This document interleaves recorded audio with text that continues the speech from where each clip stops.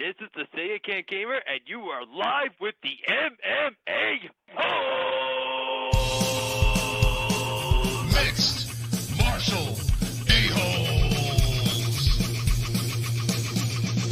MMA-Holes, MMA-Holes, MMA-Holes, MMA-Holes, MMA-Holes. You like to be a mixed martial A-hole. MMA-Holes, MMA-Holes, MMA-Holes, MMA-Holes, MMA-Holes. No way.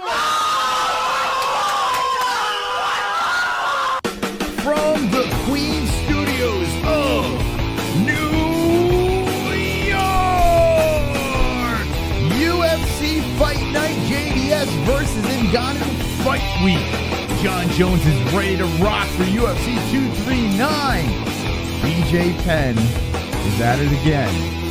Just in the Fort Sumter, we'll be live with the MMA-Holes. Wonderful. All right, wonderful. I hope everyone is wonderful. TGIW, Jesse. What? We're already halfway through the week? Hump Day. Wonderful. Hump Day. Season 3, episode number 25. We should do that at the start of every TGIW now. Hump Day. Should we bring it back? The camel. Hump Day. Justin the Fort Sumter, who will be on the Contender series in 2 weeks. He will be redemption for the Fort. Coming back, a swole, sexy MMA hole will be here at the 10 p.m. Eastern Time hour. So you get to hang with the boys. Hang with the boys! Until then, we have a lot of news to get to tonight. UFC Fight Week. Yes. Ngannou versus JDS is going down. Two Goliaths going at it. And we did a poll. Who you got? And right now it's a 63% say Francis Ngannou. Smart choice, 63%. Think Very so, huh? smart choice. So I'm still undecided on who I'm going to pick in this fight. What is there to be undecided about, Moss? I keep going back and forth. I'm like, my heart says JDS. Yeah. Former champion. Guys look pretty good as of late. He has all the tools. He's not just one-dimensional like Ngannou. He has all the tools to get the job done. So I'm just like, no-brainer, JDS. Isn't that your brain saying JDS then? If you're thinking of all those little things about JDS that make him better?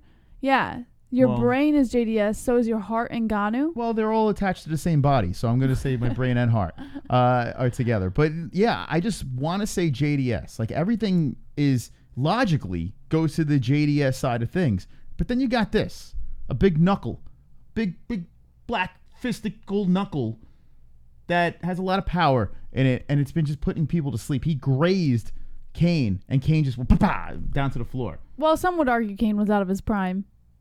Well, I mean, you could say that about JDS too. You know, like I mean, he's got that power. Super chat. We have a donation, Trevor Poole with the deuce. Hey most JBH, hey everyone in chat, Francis gonna win. Oh, it says Francis Ngannou is gonna win. I'm joking around. Ngannou, not Luke Thomas is gone, so we can say Ngannou. Ngannou. He says Francis is gonna win. He's with you, Jesse.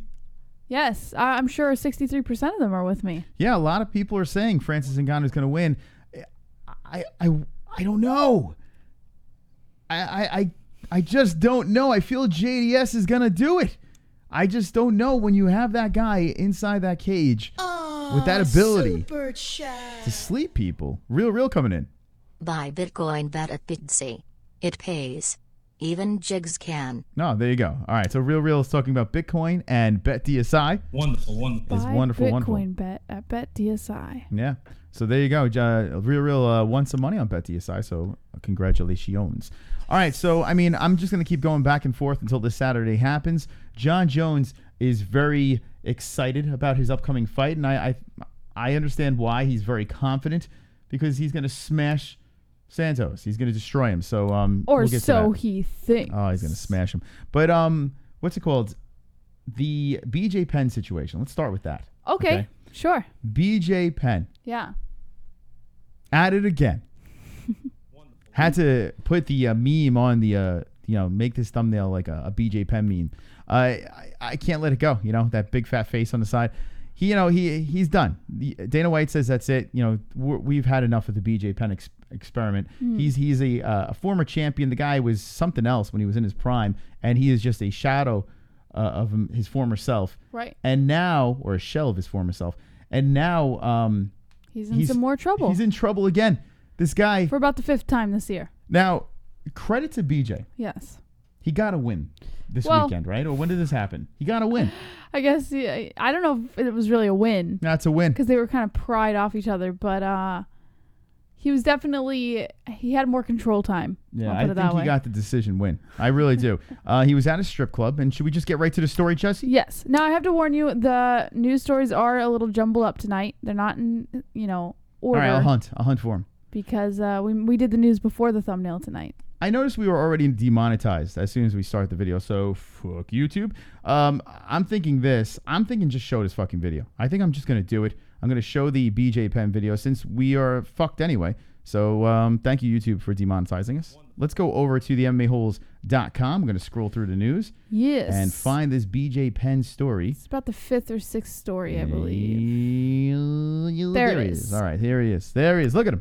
All right, according to MMA Junkie, a video allegedly shows BJ Penn in an altercation with a strip club bouncer.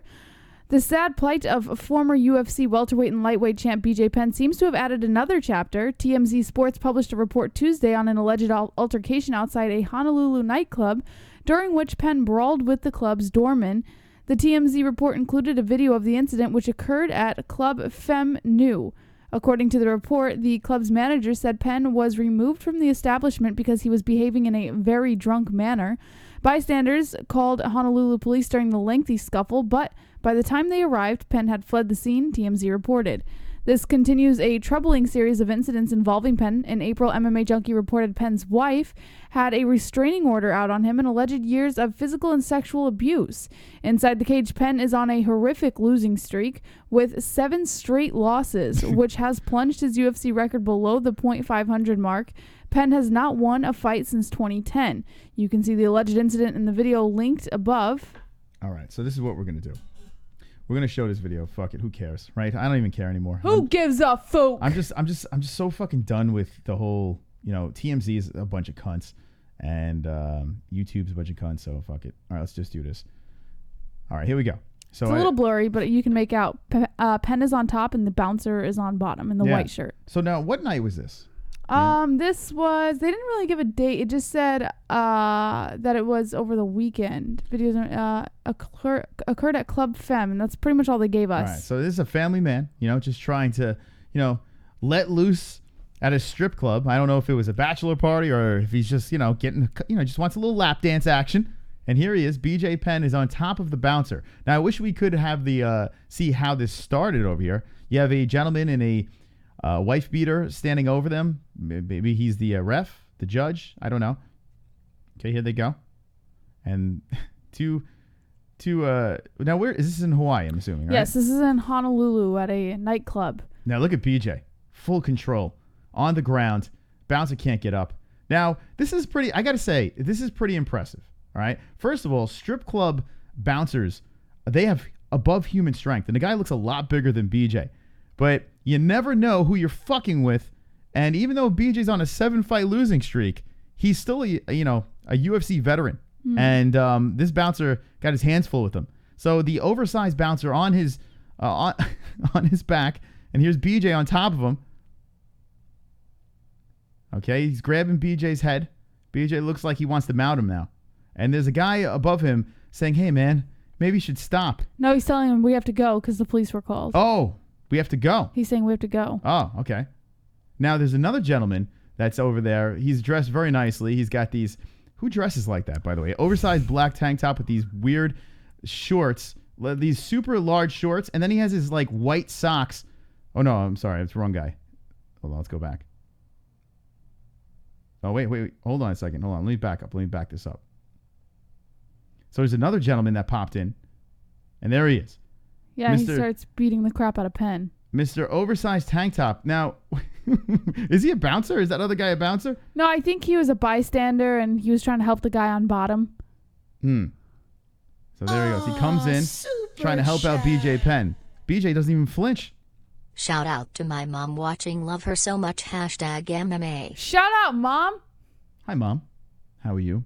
Trevor's a nice young boy. And he's wonderful, wonderful. Wonderful. Back to the BJ Penn video over here. So a gentleman comes in, right? So his boy's trying to tell him, let's get out of here. The other guy's like, I don't want to hear it. So he tries to get BJ up. He's like, no. All right. I'm going to start punching you. His friend takes him off. And BJ still... Now,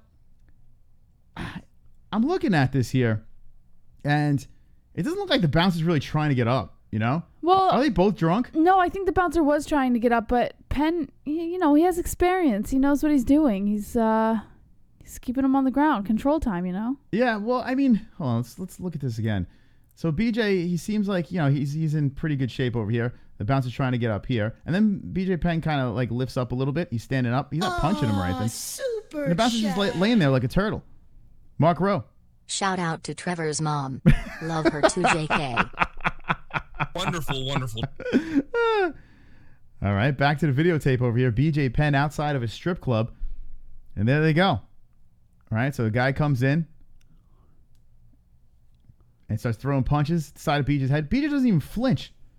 He's drunk. When you're drunk, you don't feel anything. Did they say that in the article that he was drunk? Yeah, they said he got kicked out of the club because he was acting, quote, very drunk. And then that's when this whole altercation started.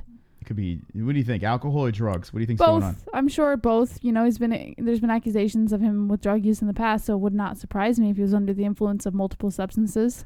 Look at BJ. Good for him. Got the win. So shout out to TMZ. They'll demonetize this afterwards. Thank you. But that is BJ Penn. He got a win. He got a decision win over the bouncer. So, Jesse, what do you think of his performance? Honestly, what are you doing, man? You've already gotten yourself into so much trouble this year alone. I mean, the amount of articles that we've read on you, like it's getting kind of ridiculous. Like, what are you doing to yourself? Like whatever image of you is left in the eyes of MMA fans, you're just kind of tainting by doing this stupid shit, man.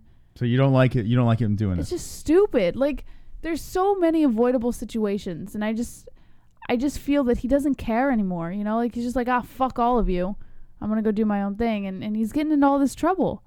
Well, the funny part about it is we looked for it on bjpenn.com and it wasn't there. I'm not sure why, Jesse. Well, one could assume. I mean, he's got bjpenn.com is a pretty legitimate website that has all the MMA news. And you got to think he makes a nice chunk of change off of bjpenn.com. He's made money in the UFC. He's a former champion. He has a gym, or probably multiple gyms.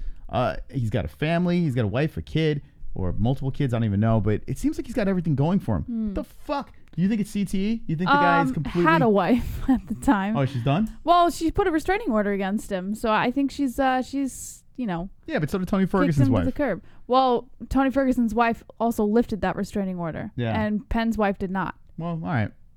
What do you think about BJ Penn in the chat? What do you say? Kevin Costa says it's called extensive brain damage. Internal says, I wonder if his sitting at home. Drunk Savage says BJ Penn has family money. Flat Earth Deacon's laughing in the chat. Duke Chronic says Hawaiian legend. Internal says his parents own part of an island. Oh my God. Amanda Carey says JDSKO round 3 and Till is the worst in the welterweight class. D-Rest says if your name is BJ, you're an inevitable loser. You think that's the problem? You think he's still pissed off that his name is BJ? Like the Napoleon syndrome, only the BJ syndrome? He's like, you know what? I'm going to become an MMA fighter. I'm going to win a championship off my rage of being named BJ. And then, he has a nice little career, and now he's on a 7-fight losing streak. He's pretty much done with the UFC. He goes to a titty bar. He gets wrecked, and he's like, I hate my name. Let me fight a bouncer. You think that's what happened? Yes, Moss, I do. Kimbo 2003 says, I was not impressed by your performance, so was not impressed. Wonderful. All right, well, that's sad. It's sad news for BJ Penn. Hopefully he gets his life together. This is a guy that is going to wind up, if he doesn't get his shit together, he's going to wind up hanging from a ceiling fan. That's what's going to happen. This guy's going to off himself. So. He is. He's going to fucking... He's completely getting derailed. He needs help. No, I think he's so invested in wreaking havoc that the last thing he's thinking about is taking his own life. He's thinking about taking other people's lives with machetes. I don't know, man. In sugarcane fields. He's completely lost his... He lost everything. Like he's nuts. All right. Well, let's move on. What's the next story, JBH? All right. Do you want to go all the way back up to the top then? Do whatever you like. We got a super chat coming in. Trevor Poole. This chat is just like in family. I love y'all guys. Well, that's very nice of you, Trevor Poole. This is a family. Trevor. It's a family of holes. Don't make me cry. Right inside this phone. He's getting all sentimental. Thank you for the donation. By the way, we are working on the new Jesse donation that hopefully will drop on Friday. I don't know if we'll have enough time to get it done, but the new Jesse donation, courtesy of Kainoto. Kainoto. Thank you. Kainoto. Thank you very much. You're wonderful, wonderful. Like we said before, Justin the Fort Sumter will be joining us in the middle of the show, so stay tuned for that. He'll be fighting in the Contender Series. Colby Chaos. What do we got with Colby? All right. According to MMA Fighting, Colby Covington explains why he accepted the fight with Robbie Lawler instead of waiting for the title shot. All right. We need an explanation here. All right. Earlier this week, it was announced that Colby Covington would be headlining UFC Newark against Robbie Lawler. It was an unexpected announcement as Covington seemed to be in line for the first shot at Kamaru Usman's welterweight title. But taking to social media yesterday, Chaos explained his decision to come back. Now, if you scroll down a little bit, there is a Instagram post by Colby Covington where he said, quote, "I have agreed to defend my title in my first defense against the last real champion that this division has had. A bigger man and name than Marty Fake Newsman. The man Ben Askren is terrified of and couldn't beat. Living legend of combat sports at Ruthless Robbie Lawler. He's a former UFC champion, a Hodge Trophy recipient, and the only name big enough for me to face in a primetime ESPN main event title fight. America's champ always answers the call. See you in Newark. Hashtag America's champ, People's champ, Great American Winning Machine, Nerd Bash 2019, UFC, MAGA, Trump 2020, UFC Newark." All right. So, something's fishy about this. Something doesn't add up. Usman is coming back in November. It looks like he wants to fight at MSG. Yeah. Usman hasn't fought in a while, right? I mean, it's been a while for him, but Colby Covington really hasn't fought in a while. Does he just want to get back in the cage? He's getting a little rusty, needs some cash. I don't know what the deal is, but this just doesn't add up. Well, Colby should be the guy fighting for the title. Yeah. Something is not right here. According to Colby, this fight is the best fight for him. Yeah, that's bullshit. Like, the best fight for him is to unify the belt. That's the best fight for him. Now he's saying he's defending the belt on a fight night card, right? So, I mean, yeah, it's going to be on ESPN, so that's fantastic. Yes. But it's a fight night. You're headlining a fight night. Aren't you a pay-per-view guy now? Like, aren't you a big name? It sounds like, to me, that Dana White's like, listen, buddy, you're fighting Robbie Lawler, and that's what's going to happen. Yeah. It sounds like he got stripped of his swag here. It doesn't make sense. This is unlike Colby. He should be fighting weird. Usman. Mm-hmm. It doesn't make any sense. So I'm curious of this. It's still a good fight, but this is a problem. If Robbie gets the win, or now if Ben Askren beats Masvidal, or even Masvidal looks great against Askren, one of those guys could get the title shot. Yeah. It bumps Colby back even if he beats Robbie. So it's a peculiar thing that's happening here. It doesn't make any sense. Very peculiar, Moss. Do you think his value goes down just a tad, or do you think he's just trying to get back in there? Super I mean, chat. it doesn't make sense. Trevor Poole. Mark Rowan H. Jessica G. are wonderful, wonderful. Boom, boom, firepower. Wonderful, wonderful. Thank you. It says Trisket says if Colby waited until November, it would be 1.5 years since his last fight. Yeah, so maybe what he's doing is just like, fuck it. I don't want to wait.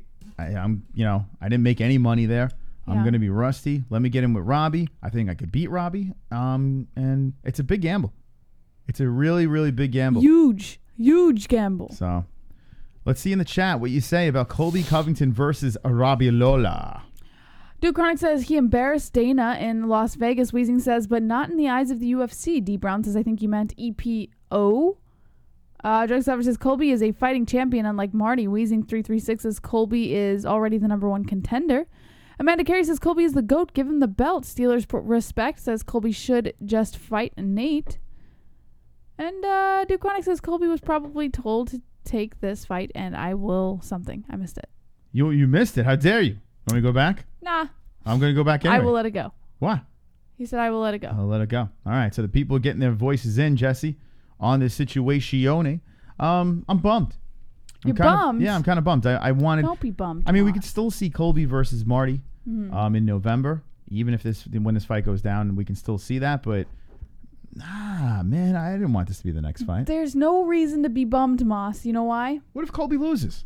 Colby's not going to lose. You don't think Robbie Lawler could beat Colby Covington?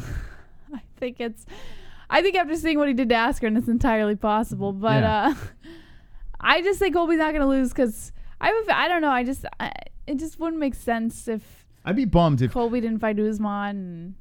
I like Robbie, and I would love to see Robbie make another run. Why would Dana White? Why would the UFC make that sacrifice or make that risk of Colby losing to Lawler? Easy. They don't like him. Dana don't like him. He I exposed think Dana does like Colby. No, I don't think so. Not at all. I think Dana White, especially. Why would Dana White set up Colby going to see Donald Trump then? That was before Colby Covington put him on blast at the card game over there. Like, I think they're like, oh, yeah, we're fine. I think Dana White despises Colby Covington. I really do. I mean, Colby just marched right in there. It was hilarious. Videotaped him with some other girl playing at a high-stakes table. You know, like, I mean, that was fucking... Put the camera down. Right out the fucking window. I think Dana's like, no, we're cool. And then behind closed doors, he's like, now you got to fight Robbie Lawler, motherfucker. That's what I think Dana did. If you want my Revenge. opinion, I think that's what Dana did. He's like, this is what's going to happen. Okay? You're not going to fight for the belt. Yes. Okay? We're going to pretend that we're friends. You're my bitch. And now you have to fight Robbie Lawler. I think that's what happened. All right. And I'm bummed. I am fucking bummed. Boomed. Now, who wins this fight? Colby Covington or Robbie Lawler? What do you say, Jesse? Robbie Lawler. You changed it to Robbie now? I never had Colby in the first place. Well, you were leaning in that direction before I asked. No, I'm just saying, why would they take the risk of Colby losing? But now that you've given me this explanation, everything makes a little more sense now. Well, I'm still. Can you do me a huge favor? Yeah. It's so tedious and completely irrelevant. Yeah. Can you fix the let the dragons loose thing? Can you just like make it go a few centimeters down? Why? Because it's like driving me nuts. It's just going, Jesse. Just let it go. All right, forget it. I think Colby Covington's gonna win. I think he's gonna win. Do you? No, you don't. I do. No, you don't. You I do just think he's defended Lawler. No, I said it's very dangerous, and if he loses, you know, I said all that. But if you were to put a gun to my head, I think Colby Covington is gonna win this fight. I do. How do you think he's gonna win? On the ground? I think he's gonna smother him. If you look at what Robbie with RDA did to him. You don't think Lawler can keep it on the feet? If RDA could manhandle Robbie Lawler, Colby Covington. Look what he did to Ben Askren, though. If he comes in with the same approach he did with Ben Askren, he looked great against Ben. I think he stands a little more of a chance. He's got the takedown defense. And that was a controversial loss. He could have very well won that fight. Well, no, it wasn't a controversial. I mean, it was controversial. It was a controversial stoppage. Still a controversial loss. Yeah, that was what it was, though. It was the stoppage. I mean, oh, pish posh. I don't think so. Semantics. His head was going to squeeze off his body. Let's see what the chat says. Robbie or Colby. Let me know in the chat who wins that fight. White Neff says Robbie will finish Colby in the early rounds. Real says anyone with half a brain likes Donald Trump. Jordan Leduc says ruthless Robbie Lawler. Trevor Poole says David Flores, me too. LOL. I donate every stream. Respect. Infinite Conscious says real. Amanda Carey, Ben is overrated. Super chat. We got a super chat. Joey Singleton with the $1. Thank Singleton. you. Muchos gracias, Mr. Singleton. Get it? Joey Singleton with the single dollar. Aha! Wonderful. Joe Leonard says Lawler for the win. Joe Savage says Colby is destined to be champion. Steelers Respect says I don't think Khabib he is. will beat Askren. I think he can scrap his. I think he's going to beat Robbie Lawler, and then they're going to give Ben Askren. Ben Askren's going to beat Masvidal, and they're going to give Askren versus Usman. That's my prediction. That is my prediction. Huh. And I hope that doesn't happen. I hope Colby does fight Usman. Me too. Or I would love a whole monkey wrench and Robbie Lawler. I would love to see Lawler versus Usman. Yeah, I kind of like that. More than Colby versus Usman? No, I'd rather see Colby, but I like Robbie getting back that belt. I like a chance at getting back at that belt. I like that. Right now, no 170 beats Usman. No one. No one. On the roster right now at 170, none of them beat Usman. None of them. Can I see the rankings for 170 real quick? You sure can, Jesse. I'll show you right now. You show me the person that beats him. All right, let's move around here. No one beats Usman. I'm on the train, and I'm not getting off until he loses. Here he is. Kamura All right, let's Usman. see here. Gotta take a look. All right, so Well, Woodley clearly did not beat Usman. That's not going to happen again. No. Ben Askren, Well, Ben Askren is he's going to be dangerous, but Usman striking is so much better than Askren. Masvidal has good striking. Yeah, listen, Masvidal's not beating Usman. Darren Till's definitely not beating Usman. Watching Masvidal get ragdolled by Colby Covington, that's not happening. Stephen Thompson, good striker, but I don't know if he's going to beat Usman. Baby girl, no one over here beats Usman. Maybe Ponzinibbio. I don't know. Oh, Ponzinibbio. Uh-oh, look out! Trump's hair is on fire! Trump's hair is on fire! Oh, it's beautiful! Donald Trump is on fire! Fire! Trump's hair is on fire! It's real. I took gambling advice from a white supremacist and he said you'll be ninja rich someday. BetDSI y'all. My account balance is $3,600. Wow. Nice. That's good shit. Boom, boom, firepower. It looks like Real has made some money on BetDSI, so shout out to Real. That's wonderful. Wonderful. Appreciate the donation. All right, so what do you think? Chat room, who beats him? Jesse, what do you say? You know what? I agree that Ponzinibbio might be a standing chance. I do think Jorge Masvidal with his striking could be another standing chance against Usman. I don't know if he's going to take it, but he'd definitely give him a run for his money, especially on the feet. Covington, no. I'm sorry. I know for all the Covington lovers out there, I just don't think that he's going to get that title from Usman. All right, well, let me put it this way. Covington has the best chance. That's what I'm going to say. I think Covington has the best chance out of this group. Well, you know what? Ponzinibbio's been sick, though. And Ponzi's probably a fight or two away from even getting an opportunity. So I'm going to say if you look at the top 5 alone, I think Covington has the best chance of that bunch at beating him. But none of them beat him. I'm telling you. I mean, it's a long break for Usman, so who knows? Maybe he'll be rusty, but no one beats him, in my opinion. Chat room, what do you say? Who beats Usman? Henry Sosa says, grats for the betting advice. Lee W says, doubt anyone will beat him, but maybe Dad Bod Ben may have a chance. Drunk Savage says, Usman wasn't even D1 in college. Colby and Askren are better wrestlers.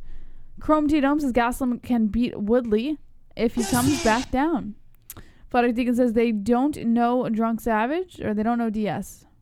Amanda Carey says, CM Punk, pooful. Yeah, how about CM Punk? Are you kidding me? I think, you know what? Amanda Carey, or RX, has a good name there. CM Punk versus Marty I'd love Usman. to see that one. Yeah, he's the guy. He's the guy. God. All right. Speaking of the guy, Real dropped in the donation about BetDSI, and let's talk about it.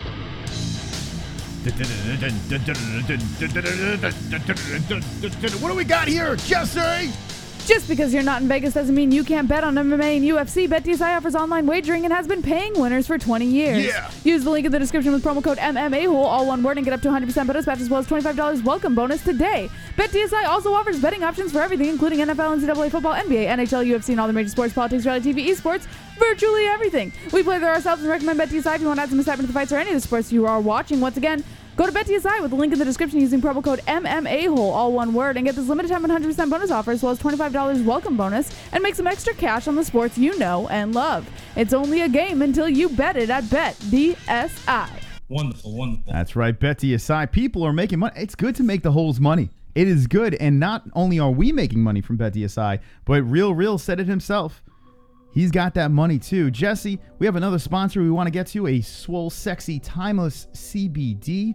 I had their BCAAs today, and they were Wonderful. Timeless CBD sees a gap in the industry between quality and affordability. This is a CBD company that strives to make top-notch products at prices people can afford. All of Timeless CBD's products are carefully handmade at their facility. Each and every batch is third-party tested. Visit Timeless CBD with the link in the description and get your hands on only the best CBD products, such as full-spectrum oils, gummies, pain salves, freezes, BCAAs, and more. Use promo code MMA-Hole, all one word, for up to 20% off of your entire order. We use Timeless CBD and we haven't felt this good in years. We recommend Timeless CBD to anyone seeking treatment for numerous conditions.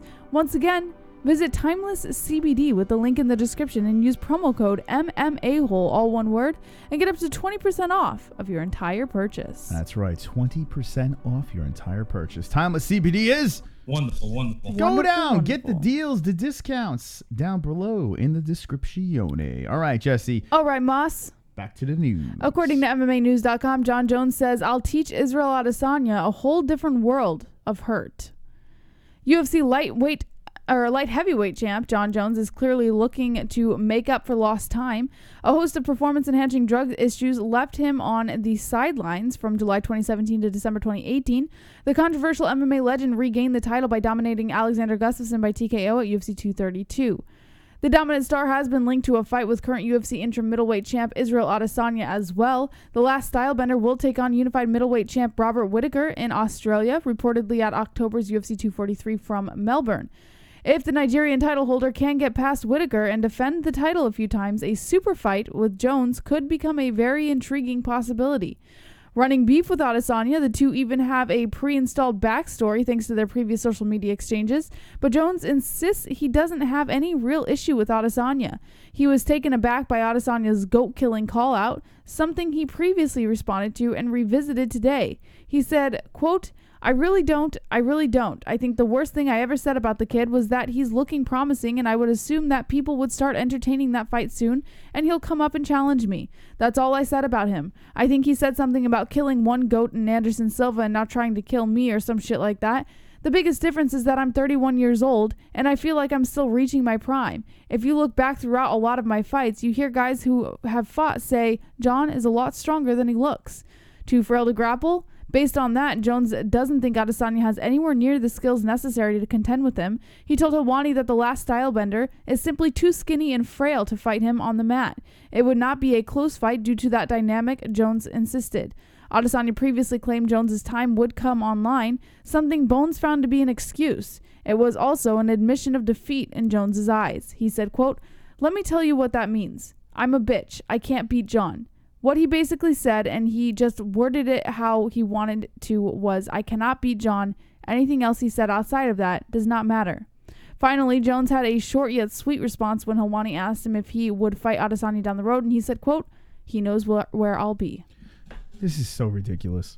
I want nothing to do with this, because Jones would dismantle Adesanya. It's just silly. I mean, he's a lot bigger, and come on, man. Adesanya, let him win a real belt before, we talk about this and have some substance. When the Anderson Silva versus Jon Jones talk was going down, I was 100% in. See Anderson go up and fight him. Anderson was a beast at the time. He looked unbeatable. But Adesanya is beatable. Just because he's on this little run and everyone is, riding him right now, I don't see it. I really don't. Now, if he beats Whittaker, I eat my words. If he beats Whittaker. But even if he does beat Whittaker, he's still got to defend it and fight some of these bigger guys, these Yoel Romeros and stuff like that, to even entertain a conversation about Jon Jones. Now, what are your thoughts on Jon Jones bringing this up, or maybe the reporters are asking him and leading him in this direction? What do you think about him talking about Adesanya? Listen, I have to kind of take Jones's side here, which is odd because I would never take Jones's side. Super chat. What do we got? It's Yeti Strain dropping $1. Thank you. Wonderful. Uno. Thank you, Yeti Strain. Thank you, Yeti Strain. All right, Jesse, back to the thoughts. No, I was just gonna say, I have to take Jones' side here because Adesanya did start this. He started the beef with Jones. He's the one who started talking trash and all this. Jones honestly did say that he was rising up, and he's never really said anything horrible about Adesanya. So on this one, I would have to take Jones' side. And I do see Adesanya beating Whittaker, for sure. Super chat. We got Yeti Strain coming in again with $1. Thank you. Whoop, Wonderful, whoop. wonderful. Hey, thank you, Yeti. Thank you, everyone donating tonight. You're all wonderful, wonderful. So, yeah, I mean, I don't know. I don't want to hear about Jon Jones and Adesanya. I think we should move on from that. Adesanya has his own thing going on. Jon Jones should be focusing on perhaps heavyweight. If he's talking about changing weight classes and stuff like that, he should talk about if he cleans out the light heavyweight division and there's really no one left to challenge him, then yeah, maybe heavyweight is something to talk about. Not Adesanya. I agree. But you know what? If Adesanya moves up to light heavy, then now we're talking. I don't see Jones moving down any further. It's probably impossible for him. So I'd like to see Adesanya move up. I see him beating Whitaker, and then I do see him trying to challenge Jones. If I would rather have Jon Jones say, "Come on, man, are you kidding me? I'm not fighting that little guy." Well, if Adesanya moves up, yeah, but then he's already proving himself. But that would be more respectful for me. Like, it'd be like, "Come on with this." What do you mean? If Jon Jones is like, let him prove himself before I fight him. Well, he is beating Whitaker. And moving up to light heavy. If he beats Whitaker, and then he moves up to light heavy and wins 3 more fights and starts fighting light heavies and winning, I mean, I think that's proof enough to be a contender to fight Jon Jones. You had Henry Cejudo get the belt finally, and then he fought TJ Dillashaw at his own weight class. And then he went up but that all fell apart with TJ. But he went up and challenged for a belt, right?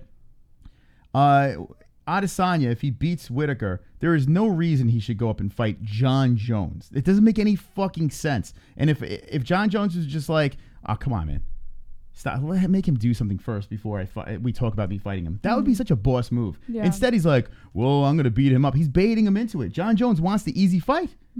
He's like, yeah, I'll beat him up. That's what he's doing there, and I'd rather see him be like a boss, just sit on his throne with his crown on his head, little tilt to the side, and say, oh, come on, make that kid do something first before he challenges the GOAT. Like, that would be a boss move.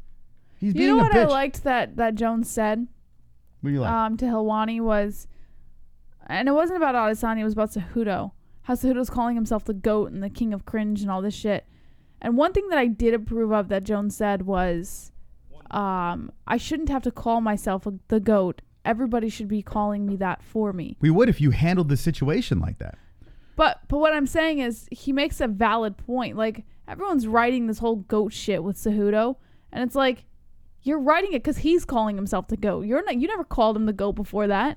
Well, in fairness, the media is all about the GOAT, right? Yes. Everyone brings up who's the greatest of all time. Every time someone goes on a little run or does something special within mixed martial arts, who's the GOAT? Who's the next GOAT?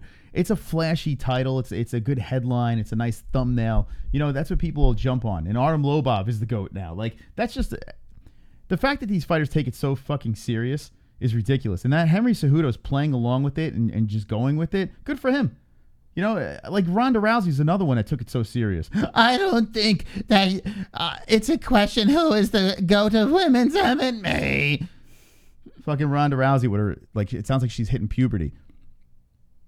I don't understand why fighters just play along. If it wasn't for the media, if it wasn't for people like this bullshitting about GOATs, there would be nothing to talk about. So shut the fuck up, fight, do your job, and play along, right? It's a game. We're just trying to help you sell some fights, buddy. That's all we're doing. They just don't understand. The fighters just, you know, a lot of people in media say that fighters are very sensitive. And I understand because the media is pretty vicious out there. But just play along. Play along. We're just trying to sell some fights. You know who I think's the GOAT? Besides me? Ah, dang it. You ruined my freaking joke, Moss. Wonderful. God. I beat you to the punch. All right, Jesse, what do we got? What's the next story over here? Oh, look at this. Oh, according to ESPN, Brett Okamoto, Aldo postpones his retirement and signs a new UFC deal. Former UFC champ Jose Aldo, arguably the greatest featherweight in the history of mixed martial arts, will not retire in 2019 after all. UFC President Dana White told ESPN on Monday that Aldo, 32 years old, recently signed an exclusive contract extension with the UFC. Aldo's longtime coach and manager, Andre Pederneiras, confirmed to ESPN that Aldo signed an 8-fight contract prior to his bout against Alexander Volkanovski at UFC 237 in May. The move is a major decision from plans Aldo laid out earlier this year. The former 145-pound champion told multiple outlets in January that he intended to fight out the remainder of his UFC contract by the end of the year and possibly pursue a new career in boxing. Aldo, who's 28-5, has fought exclusively in the UFC since 2011, and he said multiple times that he would not consider continuing his MMA career in any promotion but the UFC. He held the featherweight championship. Super chat. Super chat. Got Joe Leonard. Great point, Mose. Just play along with it. Right? That's right. Thank you, Joe Leonard. You're wonderful. Play along with it. That's what the media is doing. Jinx, you owe me a soda. That's what we're doing, right? That's what everyone's doing. We are the reason. Like, I don't understand why fighters get so upset, or even any athlete gets so upset about media. Who gives a fuck? Yeah. Who gives a fuck? We're trying to help you make money. That's what we're here to do. Yeah. If we're dragging your name through the mud, play along. It's a game, man. Fight back, bite back, have fun with us. You know, like that. If there wasn't any media and any fans, there'd be no freaking MMA fights. No one give a shit. So play along. Dana White plays along. Play along. Help us. Help you. That's right. And if you don't like it, you can lick Jesse's balls. Lick my balls. I like it, Aldo. That the fact that he's not riding off into the sunset. I thought he was going to retire. He doesn't want to go anywhere. Fucking, you know, even after that fight, he didn't look that great, but he fought a legitimate fighter there. You know, badass, tough as nails. I like this. I like that Aldo's not hanging it up. I think he's got a little bit left in the tank. I mean, he's not going to be a champion again, unless like some miraculous situation pops up on his lap.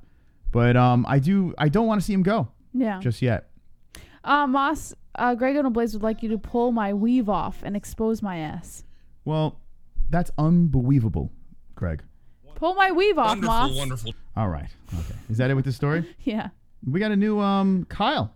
What's up, Kyle? Thank you for joining the MMA-Holes. It's a pleasure to meet you. My name is Mystic Moss, and this is... JBH. Kyle, you have joined a community of misfits. There are 100 people watching. They're hanging with the boys. Hanging with the boys. Everyone in the chat, please say hello and welcome Kyle to the community right now. Hello. Welcome, Kyle. Monkey Row.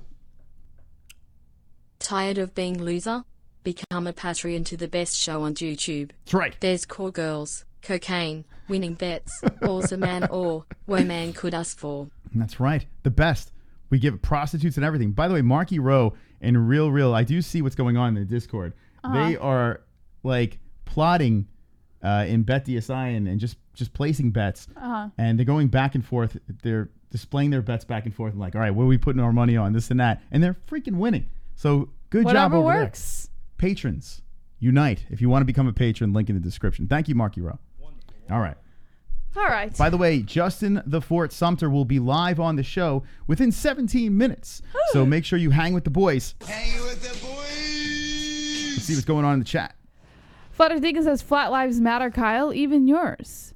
10-man Bigfoot Tracker says, 46th family, make my thumb look small in numbers. Wonderful, wonderful. Steelers Respect retracted his message. 2 joints. LOL. Michael, of course, brother. Greg on Blaze, they're going to be rich listening to my advice. Ebs Rock says, fucking Kyle. Greg on Blaze says, OMG, my favorite black guy. Amanda Carey says, Israel could beat Bones and will best RW, and Jones is a cheater. The real GOAT is GSP. Real GOAT. Egghead Aldo is a joke now. Did he say Israel could beat Bones? What the fuck? Yes! This is a big Stylebender fan, right? Huge. Woo! All right. And despises Jon Bones Jones. This one over here. Jesse? I don't despise Jon Bones Jones. Oh, okay. I despise what he did and the fact that he's gotten a pass for every single thing. Mm-hmm. That's what I despise. I don't despise him as a person. Everybody makes mistakes. By the way, everyone in chat saying, "Oh, Moss is gonna curse Ford again." He won his last fight. What are you guys? Are you in Bellator? Fantastic. What are you talking about? You guys got to get your facts right in this chat. I am ashamed. I am ashamed to be a part of this right now. How dare they say that? So, Bones or Adesanya, Jesse? Adesanya. What? Shut the last Stylebender. You don't believe that. You don't believe that. There's no way. I believe that. Look them in the eyes right now. Yes. Yes. Are you saying? Do it. Just do it. All right. Look them in the eyes. And I want to see if you think this woman's lying. All right. Look them in the eyes and say, Israel Adesanya will beat Jon Jones. Please. Israel Adesanya will beat Jon Jones.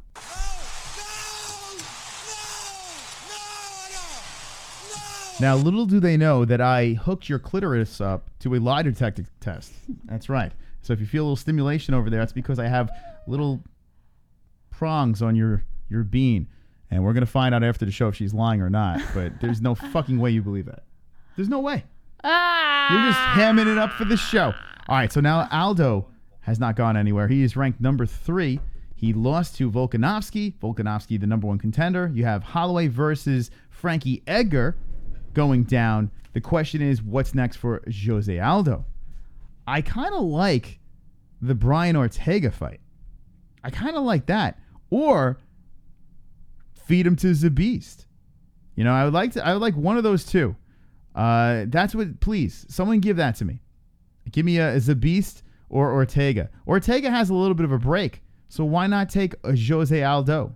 That might be my number 1, Ortega versus Aldo. But who would you like to see fight Jose Aldo, who just re-signed with the UFC, and I like it. I'm happy that Mr. Aldo got it done. He's not going anywhere. What is he, like 30-something, 32 years old, 31, 32? Somewhere around there. All right, let's see what's going on in the chat. Who is next for Jose? Oh, Jose. I like how you said Jose Aldo. Jose Aldo. Jose Aldo. Jason Beck says only Jones can beat Jones. Internal says your hatred for the great Jones has clouded your judgment, JBH. I don't hate him. Stop it. You just despise him. I just despise what he did and the fact that if other fighters did that, they wouldn't be in the UFC right now. That's what I despise. Let me ask you a serious question here, JBH. I don't even know if it's him. I wonder if I just despise the system. Maybe you don't like Jon Jones because he walked away from me. Are you holding a little hatred I there? hate when people disrespect my Mystic Moss. That's right. So maybe that's what it is, Jesse. All right, chat room. Who is next for Aldo? Amanda Carey says, why is Edgar versus Max next? Why Max versus Zabist next? What? Zabist? What are you smoking tonight? Zabist. Steelers Respect says Jon Jones will destroy everyone at heavyweight. Trent Jacobson says Aldo Mcgregor in Brazil. T-Rest says Bry Guy versus Josie the Pussycat. Drunk Cypher says Aldo would be a great test for Zabit. Greg Odom Blaze, Conor McGregor. Steven Stern says Ortega. Let me ask you, Jess. Yes. Do you think that Aldo signed a new contract for that chance For Conor? that Conor will entertain a rematch? Oh, please. I don't think Conor's going to entertain I don't even think the UFC is going to entertain a rematch. Well, I mean, you can market that. You can definitely market that. At 155, Conor comes off the loss. Yeah. You know, Jose lost in 13 seconds, but the lead up, you know, to that fight, the build up, that whole fiasco that went down between the two. I mean, you can market that fight. Something to think about. No, I don't think. Listen, would I like to see Conor Aldo fight? Yes, absolutely. I'm sure Aldo would like to see that fight. But I don't think it's going to happen. Like I said, I don't think Conor's looking for something like that. Even if Conor says he would run it back, I don't even think the UFC would go for something. It's not marketable to... I feel like it wouldn't be as marketable as Conor versus, say, the winner of Ferguson versus Khabib or something like that. I think you can... If Conor wants to come back before the outcome of the Khabib fight, which he shouldn't be guaranteed a title shot. You know, if you think about what I think is going to happen is Khabib and Poirier are going to fight. Ferguson, Dana White even promised, now Dana White never lies, but Ferguson's going to take the winner of Khabib Poirier. Conor's going to have a fight and the winner's going to take the winner of that. Marky Rowe. Now's the time you start searching the home for drug paraphernalia because JBH is on it. PSSSS is you beats Jones. Must be a hallucinogenic. She's definitely. It's shrooms. You had too many timeless CBD gummy bears, Jesse. How dare you? And shout out to Timeless. They're wonderful, wonderful. Wonderful. Now, I don't know. I'm not saying that this happened, but what if, and I'm just throwing this out there, what if Jose Aldo is going to retire, right? Yes. Conor McGregor doesn't have a dance partner, and he does. Gaethje. He does have Gaethje, but does he really want to fight Gaethje? Why would he not? That's an extremely marketable fight. Nope. Yes, it is. Listen to me here. Conor McGregor versus Jose Aldo. Okay, now I'd rather see Gaethje. The MMA fan would probably rather see Gaethje. I think Conor would rather see Gaethje. But Conor McGregor versus Jose Aldo, it could be a tune-up fight, right? And they would sell more in the rematch because you got the whole Brazil versus Conor again. You have all that videotape. You have the history. You could build up that fight way more than you could build up Gaethje. Now, I understand people are going to be like, well, what do you mean? Gaethje's a big fight. Yes, for an MMA fan, but for a casual fan, they're not. A lot of people still don't know who Gaethje is. I think even for a casual fan, Gaethje would be a great fight. Here's so the thing. You're telling me that Conor McGregor versus Gaethje would be a bigger draw overall than Jose Aldo? Yes, absolutely. Here's why.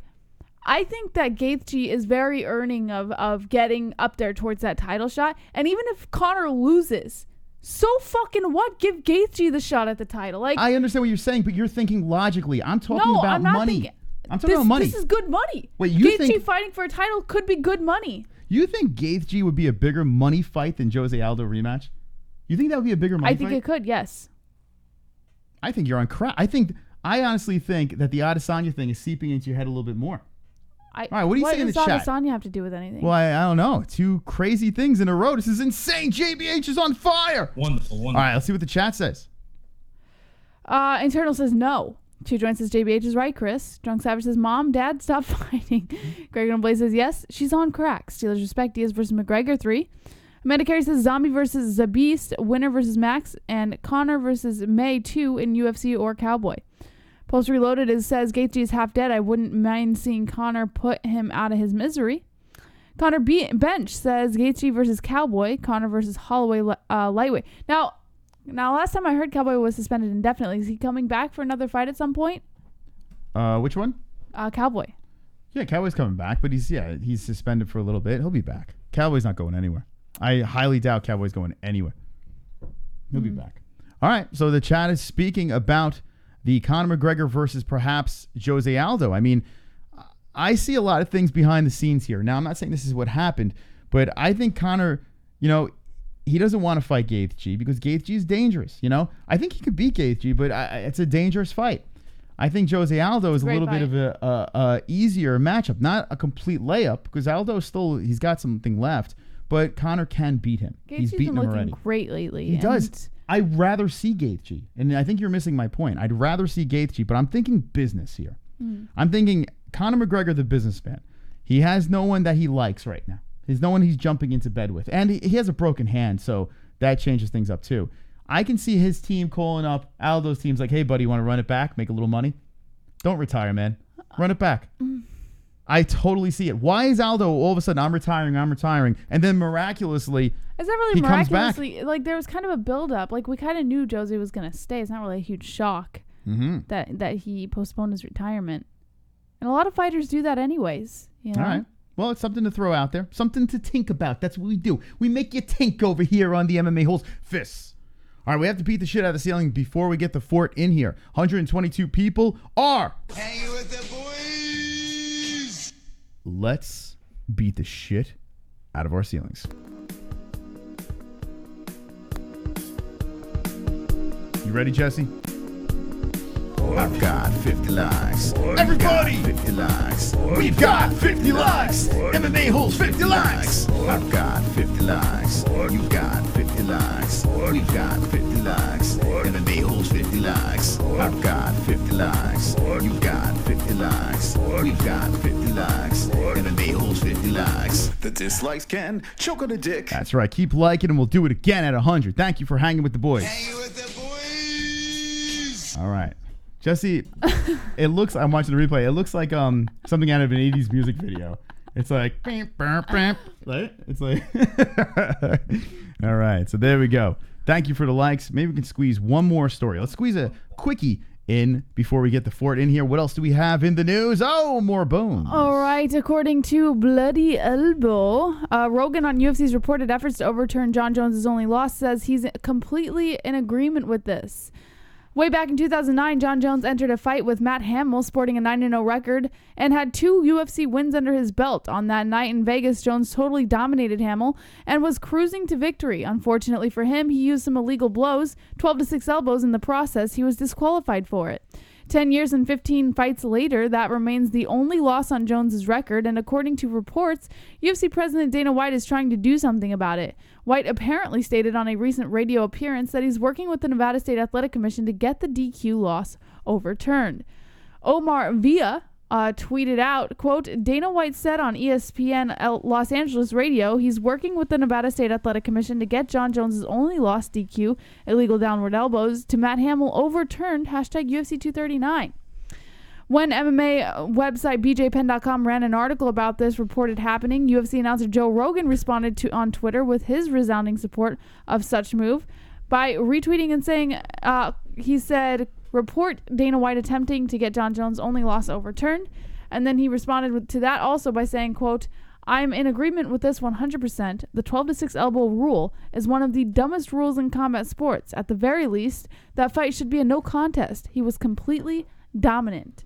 It is unclear at this point if the Nevada Commission is willing to budge on this. After all, the bout took place about a decade ago, and overturning it has no real impact on anything other than Jones then being able to say he's undefeated. But it could set an interesting precedent if Dana White is able to push the motion through. Just throw the mutabone, right? I mean, come on. By the way, we were supposed to have, a while back, we were supposed to have actual Matt Hamill on the show. But the problem was, he's got that thing going, Jesse. But I'll leave it as it is. Yeah, I think if you cheat, you cheat. Why overturn it? Then you might do you know how many fighters are probably running to Dana White's feet right now saying, can you overturn this? Can you overturn that? Like, why? This is the biggest mistake that the UFC could make for Jon Jones right now. It's the biggest mistake. I don't want you to overturn it. I don't want you to overturn the fight. Matt, it's going to be okay. Hopefully it stays the same. We back you, Matt. We back you. So what do you think in the chat? Should they overturn this fight with Jon Jones? Let us know in the chat. TGIW says, if I could turn back time, share. Flat Earth with the nose fist. Vigo with the fist pump, says David Flores Jr. TGIW says, Mask 2. Law Vigo says, Elizabeth Warren is a stupid cunt.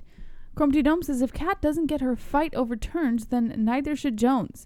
Medicare says Jones will lose versus Walker or Izzy or my boy when he beats DC. Step. Matt Hamill can hear hurricanes coming, says Post Reloaded. Wonderful. Greg and Blaze says, I don't care. Law Vigo smiling in the chat. David Flores says, Moss, that was mean. Jerk face. Well, that wouldn't be the first roasted. time. Boom, roasted. You suck. Boom, roasted. Marky Rowe. Moving on now.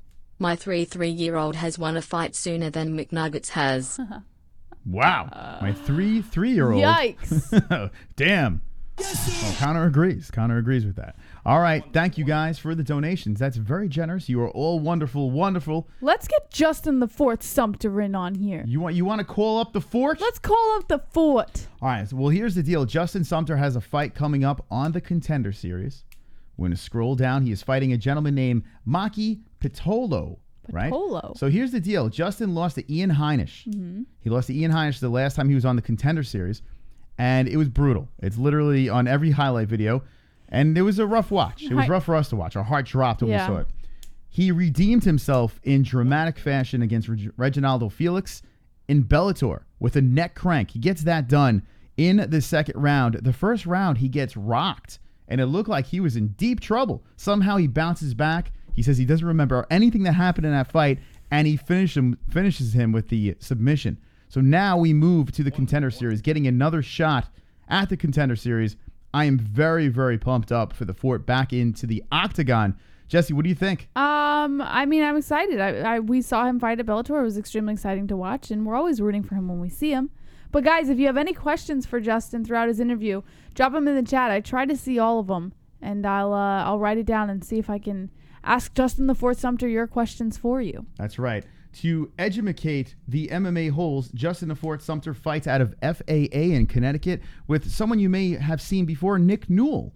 Notorious Nick Newell is the coach over there, and it's a beautiful gym. He just had a baby, and let's get him on the line, Jesse. You ready for some Fort? I'm ready for some Fort. You ready for some Fort in the chat? Drop a Fort right now in that chat room as we get him on the line. It should be a wonderful, wonderful night. All right, here we go. Wonderful, wonderful. Wonderful, wonderful. All right, here we go. Let's get this man on the line.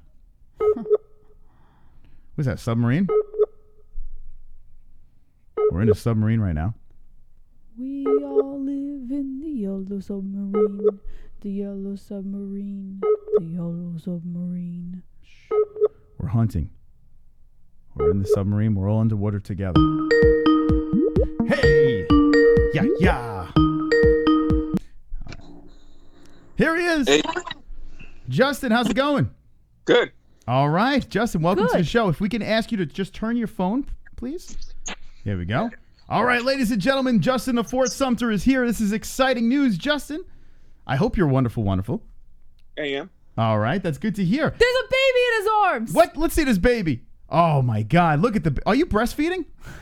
Yes. Wonderful. That's awesome. Justin, I didn't know you were breastfeeding. I mean, I wouldn't have called you, but... Well, they say real men, they produce milk, so, You're lactating. Well, listen, we were just giving the history of the fort before you came on, and, we were talking about the Contender Series and how you came back on Bellator. What a fantastic comeback. We spoke about that the last time, and now you're preparing for the Contender Series once again with a baby. Speak to us, Justin. How is this training camp the second time around? It's real good, man. Last camp, I had the last camp for the Contender Series, I had a nagging injury. I actually tore my rotator cuff. So I was kind of battling through that and trying to keep up my training and all that stuff, up until the fight. And I didn't want that to hold me back or anything, but that kind of messed up my training camp a little bit. But this camp, it's just been, full force, working on my boxing with Chad Dawson's boxing coach, working with Glover Texera still, and, just sharpening on the small things that I really needed to do just to, get my game to the next level. I tell you what, Glover Teixeira, we had the pleasure of meeting him at CES, and he's turned it around too. He's looking pretty damn good in the UFC. Yeah, definitely, man. And the UFC's throwing all these young guys at him, and he's just taking them out. So he's doing really well. So now, how is it? I mean, you've been in Connecticut for a little while now. You are at the top of your game. You're fighting in front of Dana White. Did you go back to the UFC? Did you check out in Vegas before you're going, or you're just going to go one time and that's for the show? Well, they did the promo stuff again. They just they put me in front of the camera and asked me some questions, and I was out there for about 3 days before, and now I'll just go back. I'm not a big fan of Vegas. I'm like a 3 days in Vegas and then I'm done. Mm-hmm. So so the next time will be definitely just get in and get out. Basically. That's usually about right. Vegas, 3 days, get the hell out of there immediately. Yeah, that's usually how it works. Justin of Fort Sumter is live with the MMA-Holes. He is 7-2-0, fighting at the Contender Series in 2 weeks. Correct? I think it's 2 weeks. Yeah, 2 weeks. Well, less than 2 weeks because it'll be like yesterday, 2 weeks. But yeah. So where are your nerves at? I mean, I know you've been doing this for a while now. I mean, you're still only 29 years old. You have a lot of experience under your belt. And where are your nerves now? Family life, going back in front of Dana White. Where do you stand? I'm not too nervous. I would say, being out there the first time, being like it's new. That was my first time in Vegas, first time fighting in Vegas. So, all that's a new experience. And just wait, hold that thought, Justin. We got a donation coming in. It's from Real. Don't worry. Black men and black women have the same amount of lactated and progesterone in their nipples. The kid can't tell the difference. BTW Fort, what are your thoughts on Colby Lawler? Do you see Colby winning in round 1 or 2? All right. So there we go. Colby Covington's fighting Robbie Lawler. What do you think about that? And now you don't have to worry about the milk thing. I think it's a tough one. Colby, Colby has shown he's really resilient and he has really good pressure. But when you're going against Robbie Lawler, it's like he's just a tank. He's going like when you fight Robbie Lawler, you're going to fight him. He's gonna bring it, and it's just about what Robbie Lawler, because I think Colby Covington, he has good skills, and he's really what you doing? He doesn't like Colby Covington apparently. Oh, I'm saying. Yeah. Hello. Your daughter doesn't like Colby Covington. I don't blame her. All right. She hasn't taken a nap. Well, this is good timing. We have a super chat coming in. Drunk Savage. Be honest, have you dropped the baby yet? Oh, all dads do. What? They want to know if you dropped the baby yet. Oh, not yet. Okay, tonight might be the night. Well, Baby Fort and the Fort, Justin the Fort Sumter is here fighting on the Contender Series. We won't keep you super long. I do want to talk about this fight coming up over here. You're fighting a guy that's 11-4-0, and the last fight, I know it sucks hearing about this thing over and over and over again with Ian Heinisch, but I think he's a little bit of a son of a bitch. He keeps on showing these highlights, and it's starting to piss me off. I go on his Instagram, I see the highlight, the mouthpiece coming out, like, seeing this over and over again, are we going to see a rematch between you and Ian Heinisch? Oh yeah, definitely. I mean, after this fight, after I get the contract, he's a little bit further up and he has the head start in the standings. But sooner or later, we're definitely going to lock horns again and run this thing back. All right, so now your opponent coming up is Maki Pitolo. You came off that big Bellator win. You got the momentum again. You're undefeated as a dad. Now, tell me about this opponent. What's the game plan here? How are you going to beat him? Most of it's just impose my will. He's a shorter guy. He's coming up from 170 pounds. So I think his last fight was at a catch weight at like 180, I believe, or 175, something like that. And so, most of it's just, keep the distance, keep him in my range. And then, if I see the takedown, take it. If I able to piece him up, standing, keep it standing. So, mostly just keep him in my wheelhouse and let the fight play out. Now we're live with Justin the Fort Sumter, 7-2-0, fighting in the Contender Series. And are you going to go up to Dana White? Are you going to, after you get this win, and how do you see the win happening? Are you going to go up to Dana White and shake him and say, "Give me that contract"? No. Oh, okay. I won't shake him. No, you won't shake him. Okay. I might shake his hand. And say, okay. It's nice to meet you. Fair enough. I'm excited about this. We're a little nervous for you because we're big fans of the Fort here. We've known you since your beginning pretty much, and it's fun to watch you rise up the rankings and just take down your opponents. So this is exciting. Now, Jesse, we have some comments from the chat room. Let's see what we have. Questions, I should say. What did the chat room say? Where'd you steal that baby? No, actually, I did not steal the baby. That's my baby. Are you gonna get that chest tat finished? A chest tattoo? I don't know. They assume you have a chest tattoo, I guess. I have no tattoo. No ink. Okay. Good question. How would you celebrate your UFC contract? Cocaine, hookers, what? The Big Chicken by Shaq. Like, he has this restaurant called the Big Chicken. I've been dying to go there. Like, they have really awesome looking sandwiches. I assume they taste great as well. So what's after my win, I'll go there. Big Chicken. The Big Chicken. Yeah. Shaquille O'Neal owns it, correct? You said? Yeah. Yeah, I've heard about that. Huh. What else we got from the chat room? Do you ever give the baby some of your chewing tobacco? No, I don't do chewing tobacco. Wow. I think that's pretty gross. One more. Hold on a second. We got a super chat. See, Ali. Hey, Jolly. How do you feel about trying to get the finish? All right, that's a good question. That's a good one right there. How do you feel about trying to get the finish?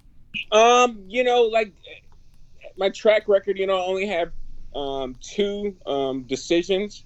So my track record is kind of, I'm always looking for the finish. I always kind of, that's the way I fight. And so, I don't feel any added pressure to go for it. But definitely, if I see it, I'm going to go for it. And, not to say it's in the back of my mind, but, I know that's what they're looking for. So, but I just, do my game plan and everything, all the pieces will fall where they need to. And they'll just, Have you been keeping up on the Contender Series? Yeah. I have, I think for like the 6, all the fights, I think it's 6 fights. We got guys from New England fighting. So, I knew somebody that was on the first one, I knew somebody on the second one. I'm fighting on this one, and then there's 3 other guys fighting on the next one. So I'm definitely, I don't watch it. haven't watched it live just because I've been training, but definitely rooting for the New England guys. I've noticed with this season, it's been a lot different. It's been a lot of decisions. Like the last show that they had, they were all decisions. So, you know, Dana White's looking for the finish, but that might make you rest a little easier, right? That you don't have to go for the kill. You just got to put on a good performance. Yeah, you know what I mean? And you know, I don't like to put pressure on myself. You know, I just like to go in there and be, you know, a free spirit and do what I know how to do. And, you know, for the most part, you know, I don't know what the statistics would say, but I'm 7-2. This will be my 10th fight, and you know, 5 fights by finish. So, you know, I have a good track record of finishing. We've seen you dominate a lot inside the cage. Do you think that this is going to give you an advantage over your opponent being in the Contender Series already before? Yeah, a little bit. You know what I mean? It's not shell shocked. You know, it's a new venue, new place. You know, I've been there before. I've seen the brass, you know, all the people there, seen all the cameras. So it's not, you know, it's just another day in the office. What do you think about your daughter getting inside the cage? I mean, she's gorgeous, by the way. Thank you. You know, when she turned 18, she can do whatever she wants. But, you know, for the most part, you'll be watching her, Tyler. Here we go. Abortion is murder. This is a perfect donation for What the right hell were you thinking posting that soy boy crap? Men shouldn't be making laws about women's bodies. It's a human life from conception to birth. Uh-oh. You know this better than most. You just had a beautiful child. Abortion is murder. Outlaw it.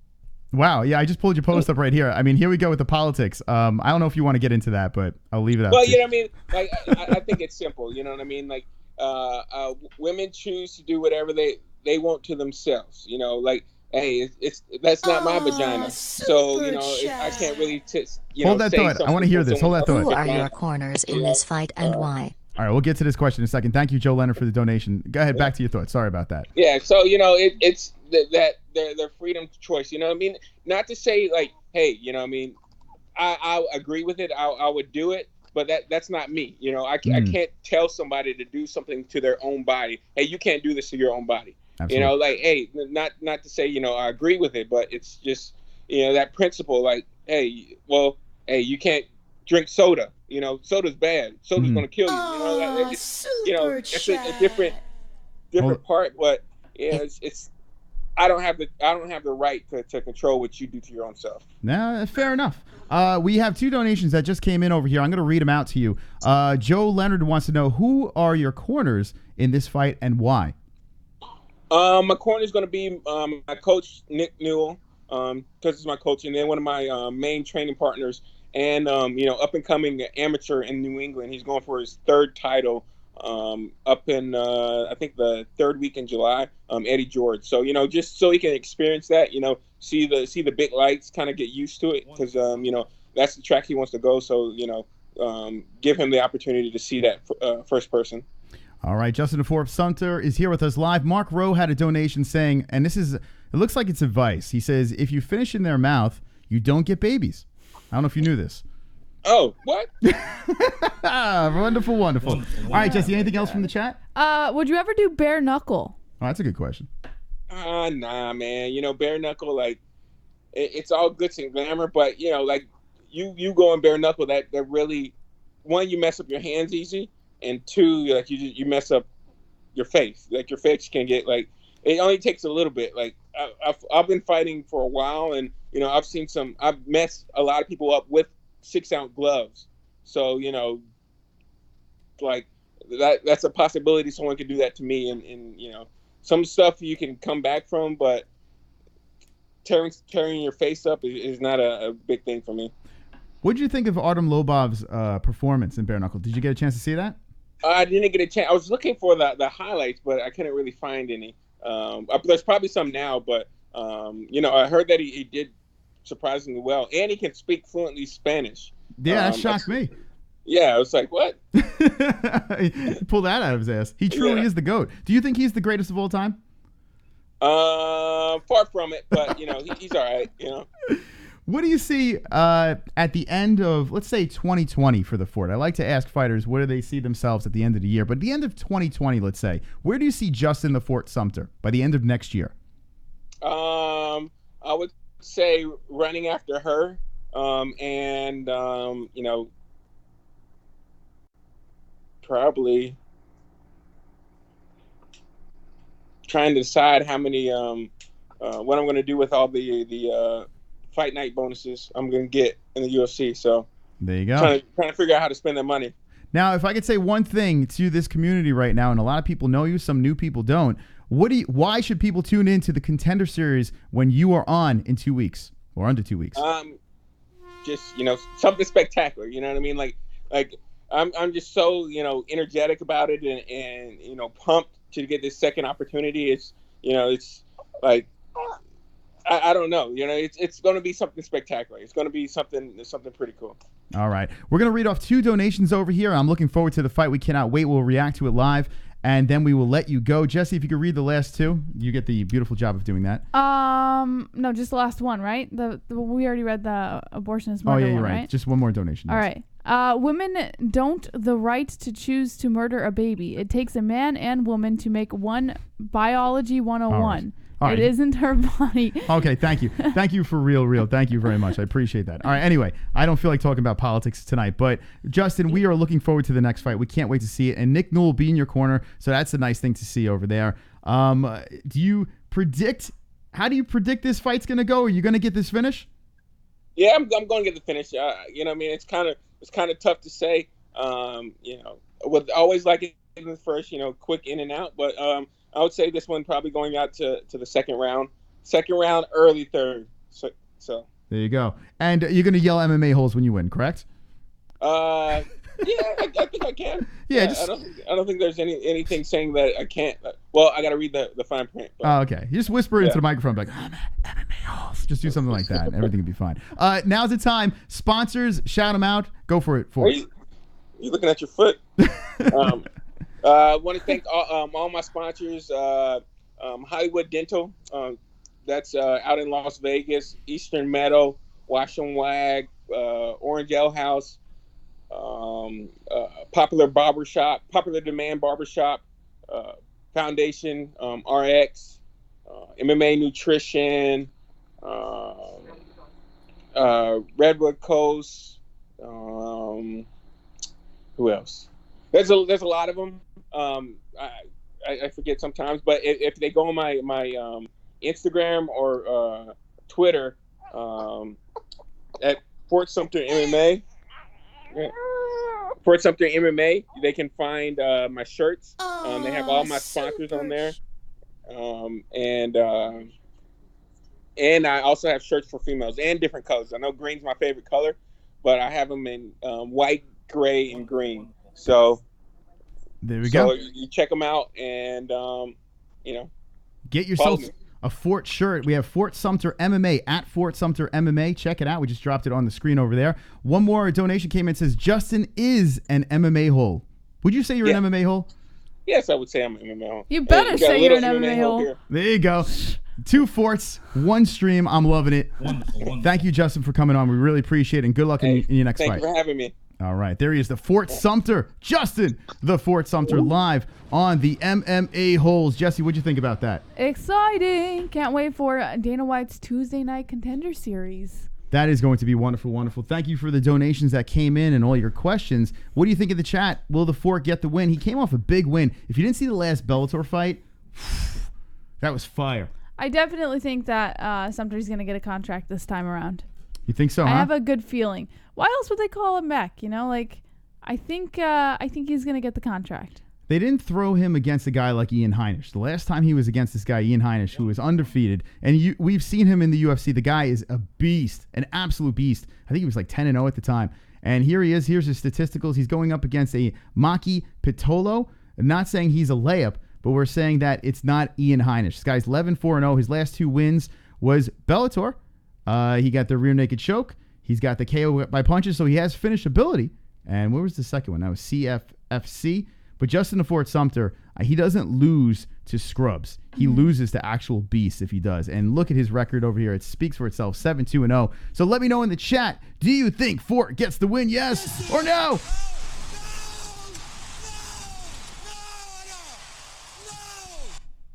Ali says, fuck, I would be fine with that. La Viga says, I stand by everything I say, bro. Mark Rose says, diapers aren't cheap. Brett Baratheon, real going crazy. Mark Jackson says, next up for him, The Murray Show. The Maury Show. Maury Show. Wonderful. Wonderful. Law Vigo just got timed out. What? What did you do, Law Vigo? Roberto says, good luck. Michael Anzalone says, yes. Drunk Savage, I hope, but Patricio Tenorio says, Chrome to your dome. Ha ha ha ha. I know, right? Greg and Blaze says, you should have hit him with the 13%, 50% star. By the way, I just want to say, I wanted to steal that guy's baby. Yeah. That was the cutest fucking baby I've ever seen. I've seen a lot of cute babies in my life. You like Little Fort? And Lil Fort is freaking adorable. What do you think? She gonna be an MMA fighter? What do you think? Yes. Yeah? Yeah. Actually, I don't know if her mom would allow that. Well, you know what? I think she would. Because she's very supportive of Justin, right? Yeah, I'm listening. No, I heard her buzzing. Good. Oh. She's extremely supportive of Justin, and she seems like a complete sweetheart. So Who, the baby? No, his wife. I'm kidding. So I think Yeah. she would encourage if her daughter wanted to get into MMA. I think she'd encourage that. Well, we'll see. We'll find out. Justin Fort Sumter is fighting in the Contender Series in not this week, the following week. So that should be wonderful, and we'll be reacting to it live. So I cannot wait to see the Fort back into the cage. It's going to be exciting stuff. All right, and fun fact to the people that don't know who the Fort is, he was the first professional fighter ever on the MMA-Holes. It was a lonely channel with like a shower curtain in the background, and it was just me and the Fort just bullshitting, and I was nervous as all hell because I'm like, oh my God, a pro fighter, holy shit. And he went from that all the way up to 7-2, fought on Bellator 2 times. He fought on the UFC Contender Series once, and he's going to fight again. So I'm looking forward to the friend, the Fort. All right, Jesse. The Fort. Let's get back into the news. We got some more stories to get to. What else we got, JBH? All right. According to BJPenn.com, Jon Jones believes Alexander Gustafsson's fight could earn him a Hall of Fame spot. UFC light heavyweight champ Jon Jones, widely regarded as the best fighter of all time, is seemingly a shoo-in for the modern era of the UFC Hall of Fame. That being said, Jones also believes he could earn a spot in the fight wing of the Hall of Fame thanks to his 2013 epic with Sweden's Alexander Gustafsson. Jones believes that this back-and-forth war, which culminated with a hotly debated decision, was absolutely Hall of Fame worthy, even if it's precisely the kind of fight he strives to avoid. Jon Jones and Alexander Gustafsson met for a second time in December of 2018. On that night, Jones authored a conclusive ending to their rivalry, winning with a decisive third-round TKO after being submitted by Anthony Smith in his next outing. Gustafsson retired from competition, although Jones doesn't seem to think that retirement will stick. All right, so what do you think about that? Hall of Fame? I don't know about that. It was a really good fight. Yeah, but I don't know if it was Hall of Fame worthy. I mean, we could name a lot of really good fights. I can name a couple that were probably more Hall of Fame worthy than that one. So, I mean, yeah, there are other fights that really go in the books.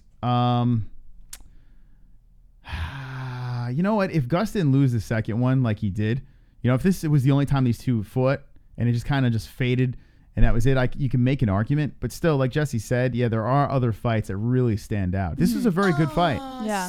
But others do stand out. Brett Baratheon. How about Dana and the Schmo? I could watch all day. Dana and the Schmo? Do you want to watch them fight or fuck? What are we watching, Brett? I saw an Instagram post of Dana with a Schmo. Yeah? Yeah, I wonder if they're doing something. I don't know. Should we look? I don't know. The Schmo? I didn't see anything. I think it's Dana's. Schmo? Let's see. Where's the Schmo? The Schmo? The Schmo 312. Let's see what he's got. Oh, there they are. Yeah. I see him with Jon Jones. I didn't see any of this stuff. Yeah, it's just... Where have you been, Moss? I don't know. What do you mean, where have I been? What's the caption? Maybe he said something about some sort of announcement with... He just said, hey, guys, we're wearing shirts where our nipples are showing. No, I know. He didn't say anything, actually. I don't know. That's him and Dana White. He's got White. such a weird head, the Schmo. Well, I think that's his shtick. Like, it's that goofy, he's got that shtick going. So it's working for him. So whatever was working, good for him, man. Good for him. I don't know if now fight or fuck, though, Brett. You got to clear it up. Do you want to see him fight, fuck, interview? What are you looking for? All right. By the way, shout out to Real Bearded Men, 15% off. Promo code MMA-Hole, link in the description. Back to the news, JBH. According to Bloody Elbow, Ben Askren mocks Colby Covington after the title shot snub, said, told you, dumbass. Uh-huh. For interim UFC welterweight champ Colby Covington won't be fighting reigning champ Kamaru Usman for the official welterweight title anytime soon. Earlier this week, it was reported that Covington, who was thought to be the next in line for a title shot, would face former teammate Robbie Lawler in a headlining bout at UFC Newark on August 3rd. Real quick, Jesse, before you get into the story, Sure. someone just dropped something in the chat. It's Jonathan Wilberg says, I hope Brendan does it take over the MMA hour. He will ruin it. Or doesn't, you're trying to say? So what are you talking about? Doesn't. Brandon who? Schaub? Is it Brendan Schaub? Is that who you're talking about? Imagine Brendan Schaub on the MMA hour. So for the MMA hour is gone, but they might put another show in its place. What do you think about that? If Brendan Schaub had a show, but he doesn't work for Vox. He has enough shows already. I don't think that would he's gonna work. do it. Yeah, I don't think that would. I think Brendan Schaub is making more money than that would even pay him. So, yeah, I don't think that would happen. Wonderful. All right. Earlier this week, it was reported that Covington was going to face Robbie Lawler. Shortly after ESPN's Brett Okamoto reported the matchup on Monday, former ONE FC and Bellator welterweight title holder Ben Askren took to Twitter to take a dig at Covington. If you scroll down a little bit, there's a tweet that says, well, guess it is time to say, told you so. Mm-hmm. Funky also called Chaos a dumbass for believing he was actually going to challenge Usman for the title. Scroll down a little more. Actually, I don't think I included this one, but he said, hey, Colby Covington, told you, dumbass. Listen to me next time. Mm-hmm. So Ben Askren going at it with Colby. Do you think that they're going to do this? Do you think that Usman doesn't even fight by the end of this year, and we may see a Colby Covington versus Ben Askren fight? No, I think we're going to see Usman fight before the year's up. Mm-hmm. You know, something tells me Usman, he's been fucking chilling. Like, he's not really, he doesn't look like he's too into coming back and fighting. He looks like he's in great shape, but it doesn't look like he's itching to get back into that cage. It looks like he's just kind of coasting. I kind of wish he went back out there defended the belt pretty quick. But how long has he been out now, Usman? When did he fight Woodley? I got beard hair. Look at this. Beard hair Ew. on my tongue. I'm shedding beard hair into my mouth. He's eating his beard. Real bearded men. Hopefully it's not toxic. It smells so good he decided to start eating it. It's fucking weird. My beard hair is. It's supposed to fall out on top of your head, right? The hair is supposed to fall out up here, but it's falling out over here. I don't fucking. Does your beard get patchy as you get older? Nah. What if it does? I hope so. That'd be awesome. Then I would look like everyone else. You know, I have such a beautiful beard. Oh my god. All right, so Colby Covington getting called out by Ben Askren. All right, who cares? Let's move on. We saw this. Yes, we saw this. Now, the next one, according to MMAnews.com, Dana White is working to get Jon Jones' only loss overturned. We discussed this a little bit when Rogan said he was fully on board. We don't really need to go through it again. But Dana White's looking to get his only loss overturned. So there's that. The next story, according to ESPN.com, Jones is set to be licensed by NSAC. He's everywhere. And he has been okayed for UFC 239. Yeah, well, 239's coming up. We were talking about this with Sean O'Malley. You know, he has a similar thing going on here. He's going to go in front of USADA, and I'm really curious to see if he gets off, like if he gets the Jones treatment. What do you think? Yeah, listen, I think that when he goes to his hearing, he's going to get a very similar response from the commission, because it wouldn't. I mean, everyone would light the commission on fire if they let Jones go with the amount that they found in his system compared to the amount they found in O'Malley's system. O'Malley's gonna get such a clean sweep. He's gonna be right back on the roster. He's gonna be right back, ready to go. All right, Jon Jones. This guy he's the guy right now, right? He's the guy that the UFC is probably like. He's 31 years old. His resume speaks for itself. If he can stay clean, stay out of trouble, and no drugs, nothing, good to go. He is the guy that the UFC is going to ride, right? So I'm curious to see if he holds it together.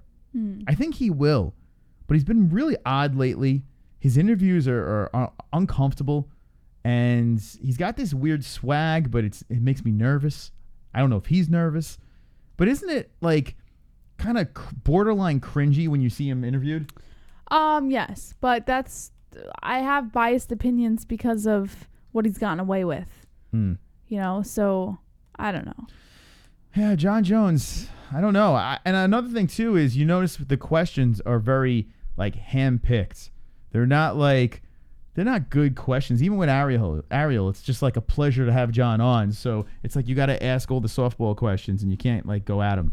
You know, and I don't know if it's a kinda pleasure bothers to me. have him on. I think Ariel it's, loves it. I think it's the fact that people know he'll just walk off if you ask him the wrong question because he's so fucking sensitive. This is why I think it's a pleasure. When I was scrolling through the YouTubes and I saw Ariel was on, I clicked on it, and as soon as I saw Jon Jones was sitting in the car talking to him, I stopped everything I was doing. Really? Yeah, I stopped everything I was doing. I was like, he's being interviewed, but I what? could care less. What? But it's just like not many people can interview this guy because it's just like you have to. He's a freaking baby. He is a baby. Everything offends him. But still, I'm drawn to it. I don't know why. So it's like You know why you're cringy, and drawn I'm to drawn it? to it. You know why? You're drawn to it to see if he walks off. No, I don't. You're drawn to it to see if he gets triggered. I don't know what it is. I can't figure out what it is, but it's. I don't know. Maybe it's just got the it factor. Even though they handpicked the questions, maybe it's just because he is Jon Jones. He's a fucking picogram Moss, unicorn. One day I will heal your brain. He's an African American picogram unicorn. All right. You ever see a picogram unicorn? An African American picogram unicorn, Yeah. Jesse. All right. Try saying that real quick. African American picogram unicorn. Yeah. Don't ask me to say anything fast. I can do everything fast. Say it faster, again. Faster, 3 times. African American picogram unicorn. African American picogram unicorn. African American picogram unicorn. African American picogram unicorn. African American picogram unicorn. That should be a new donation, right? Every time someone donates the Jon Jones donation, African American picogram unicorn. African American picogram But why is he a unicorn? I don't know. What do you Because think in the unicorns chat? are majestic. Is he so majestic to you? Should we make this a donation in the chat? Please. Vote right now, yes or no? African American picogram. You can't even say it slow. African American picogram unicorn. African American picogram unicorn. You're supposed to jump in with me. African American picogram unicorn. African American picogram unicorn. African American picogram unicorn. African American picogram unicorn. African American picogram. All right, let's see what they say. All right. She's the fastest reader. That's right. Don't tell me to say anything fast. I can do everything fast. My whole life is fast. Jonathan Wilberding says, Baby Bones Jones. Duconix is asking to say it is easier.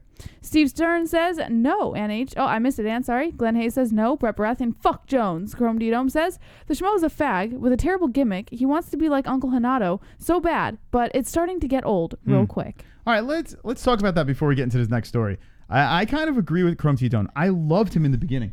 She hated him from the beginning. Who? The schmo. No, I didn't hate him from the beginning.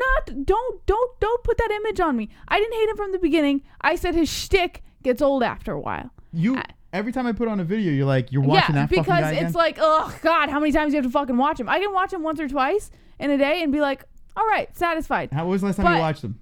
Well, but if you watch him over and over again, even if it's different videos, if I constantly hear his fucking voice in my head and I go to sleep hearing his fucking voice in my head, I'm like, Jesus Christ, I want to fucking take his head off. Well, how many people in the chat think that about you? Well, then they can turn off their fucking TV. I can't turn off your phone.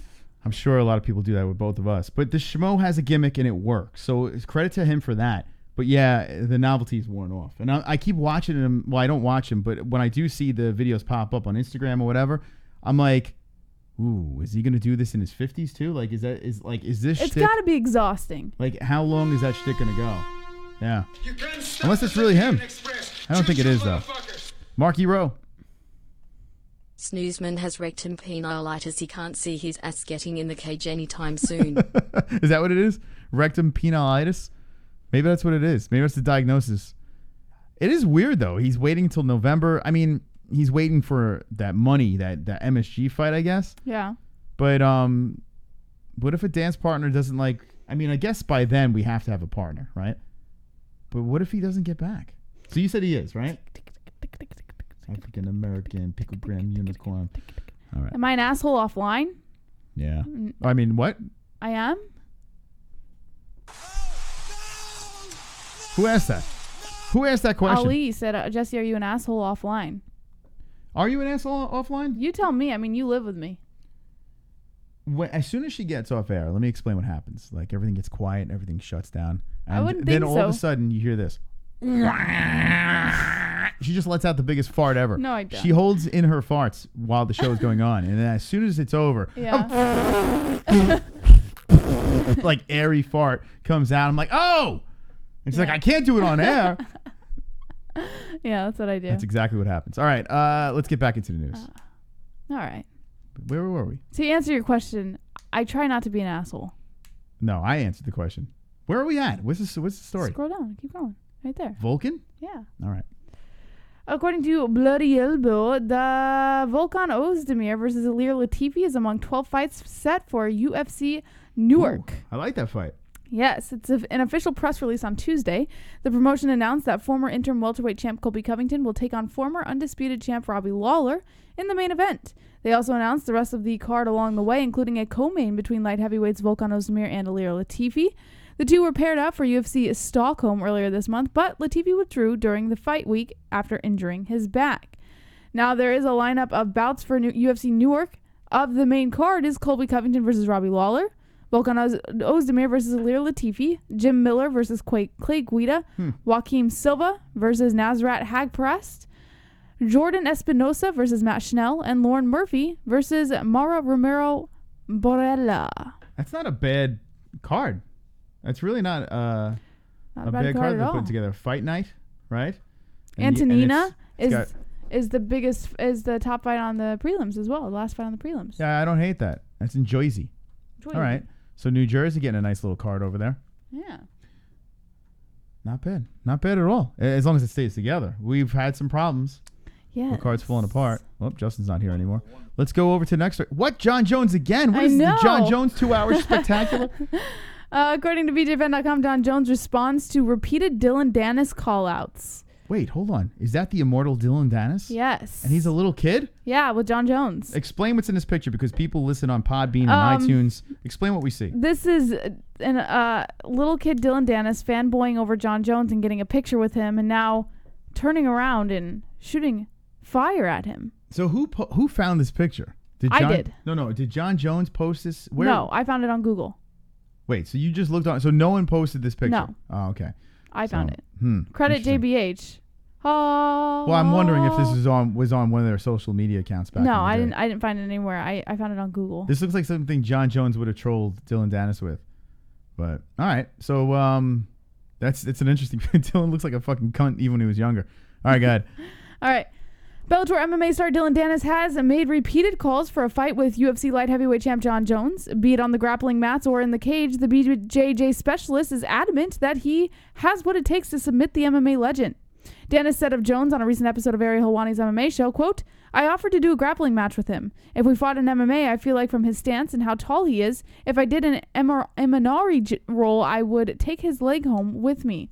Why not? I come from jiu-jitsu where we fight the biggest guys. He's on crack. I've fought guys that are like 300 pounds in jiu-jitsu. You have to do it. I fought 7 of them in the same day. So I don't know, man. I'm a different kind of martial artist. I've been doing this since I was a kid, training with anybody and anywhere." A good point in the chat. They're saying Adorador de Jesus says after sex pick is what this is. Wonderful. Maybe this is it. Do you think they just fucked him? Yeah. Looks like it. Yeah. They look very relieved in this clothes picture. On. Okay. All right.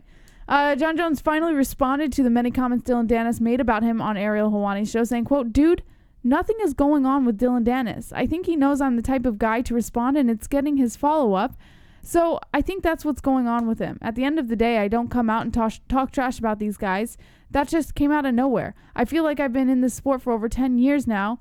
Some guys just like to bring up my name because it looks cool." When pressed about whether or not he'd be willing to meet Dylan Dennis on the grappling mats, Jon Jones said no, but assured he'd happily put his foot in the Conor McGregor training partner's mouth. He said, quote, "I wouldn't grapple him, but I'd put my foot in his mouth." You know what? This looks like a Make-A-Wish Foundation picture. It's like Dylan Dennis is that kid that's dying of cancer, and they're like, "I just want to meet Jon Jones, please." And then they did it. They put it together, and there he is with his hat on backwards trying to look cool. You think that's what it is? Maybe he was a Make-A-Wish kid? Yeah. Found a cure? Jon Jones saw him and felt bad for how short he was. So he was maybe when he sucked the semen out of Jon Jones's BBC, it cured his cancer. Yeah. Jesse. Maybe. Yeah, that might be what happened. Okay. I think we figured it out. Next story. All right. According to MMA Junkie, Dana White admits the UFC may have pushed Darren Till too soon. UFC welterweight Darren Till is currently on a 2-fight losing streak after being stopped by then-champ Tyron Woodley in the UFC 228 headliner.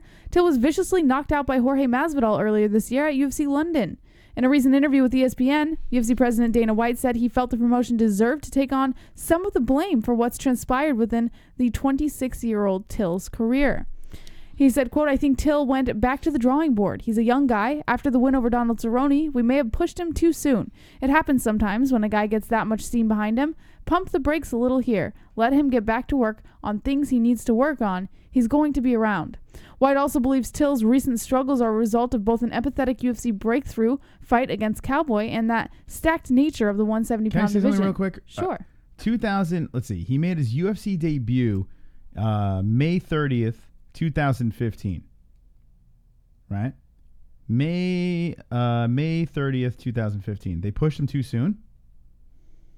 I mean, he had a decent amount of fights. What are they supposed to wait for? 20 years before he gets a shot?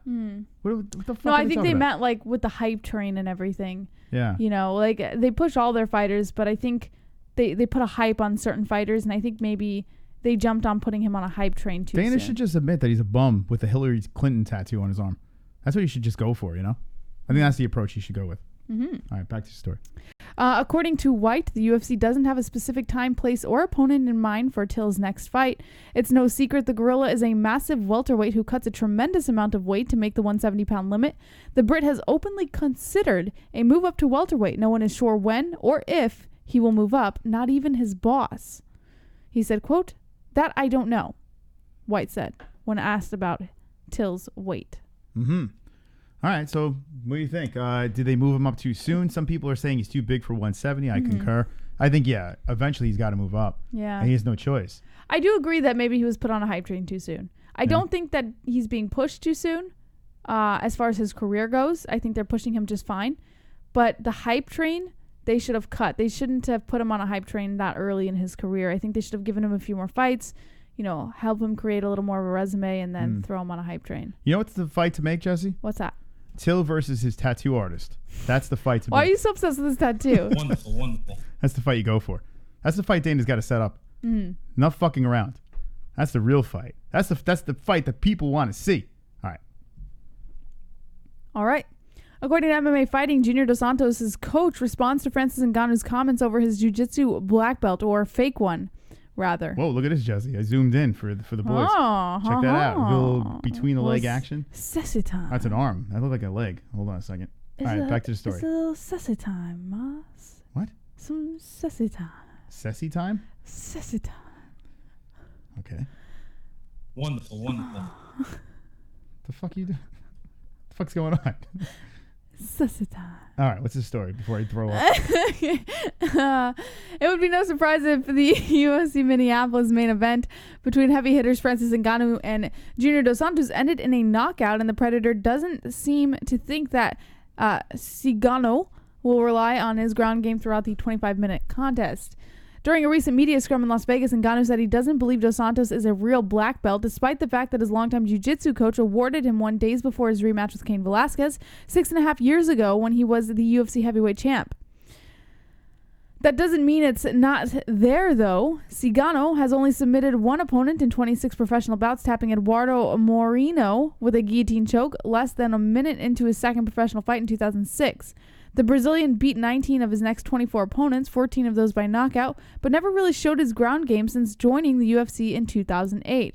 Dos Santos started his martial arts career training jiu-jitsu with Carlton in Salvador, Brazil, before making his transition to mixed martial arts. A few victories into the sport, Carlton took him to work on his boxing with Luis Carlos Dorea.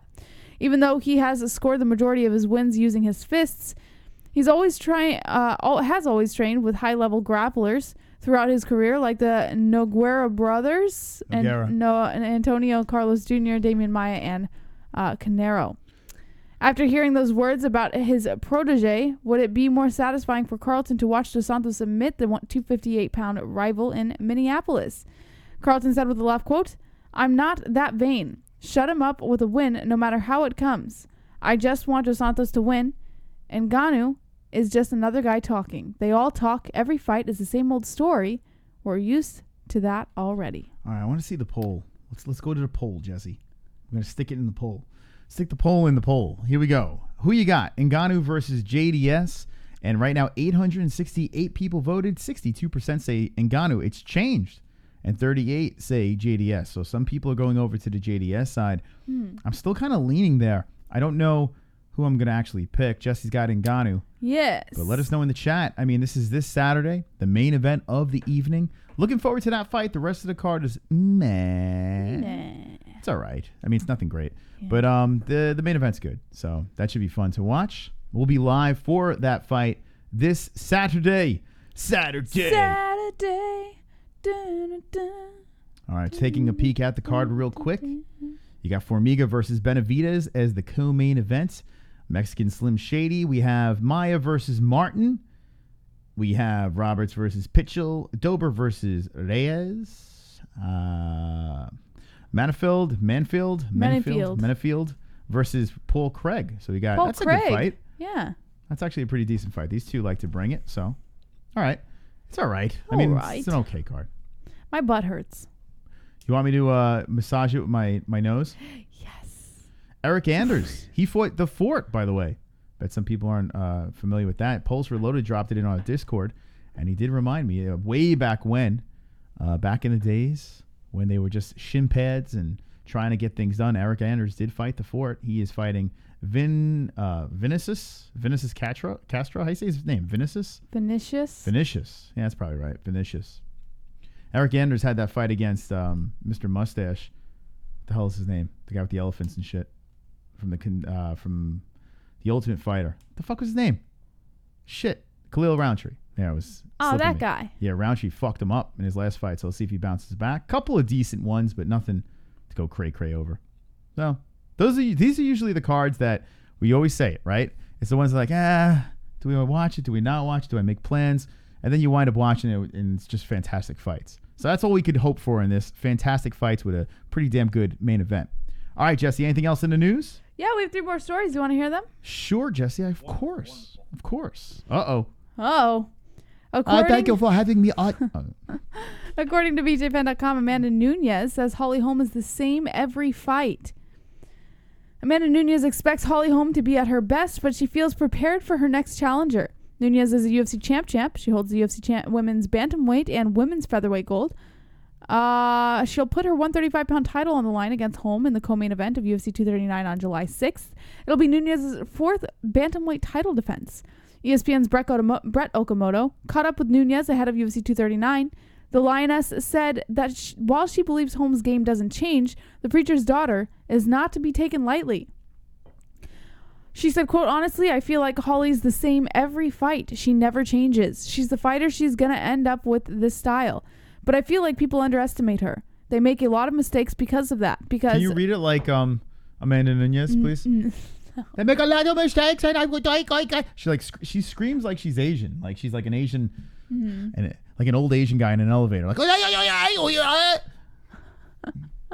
ahead, do it like that, Jesse. No, because she no punch hard. Her kick is not gonna knock me out.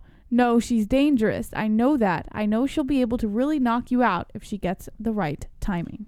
All right. Well, I put some money on the old BetDSI. What? That's right. And we dropped a couple of bucks for Holly Holm. Now, there's a reason why she's the underdog here. I mean, Amanda Nunes, you can make an argument that Amanda is the greatest female fighter of all time, but Holly has done it. She's done it before. She has the tools to get it done. And at plus 272, we're like, screw it.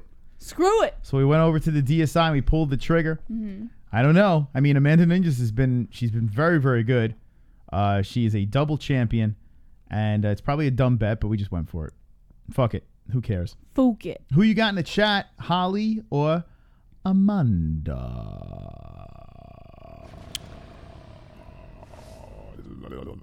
Drunk Savage says, don't mock Kenshiro, Moss. The Ian Love experience says, Holly does look tasty. Flat Earth Deacon's laughing at Drunk Savage. Internal says, Hottie Home. Ali says, how much did you put? Internal says, Amanda. Father Deacon says, Holly hot 440. And H says, the Lioness. Dave Flores, that was hot. Sexy time. Sexy time. Sexy time. Sexy time. Sexy time.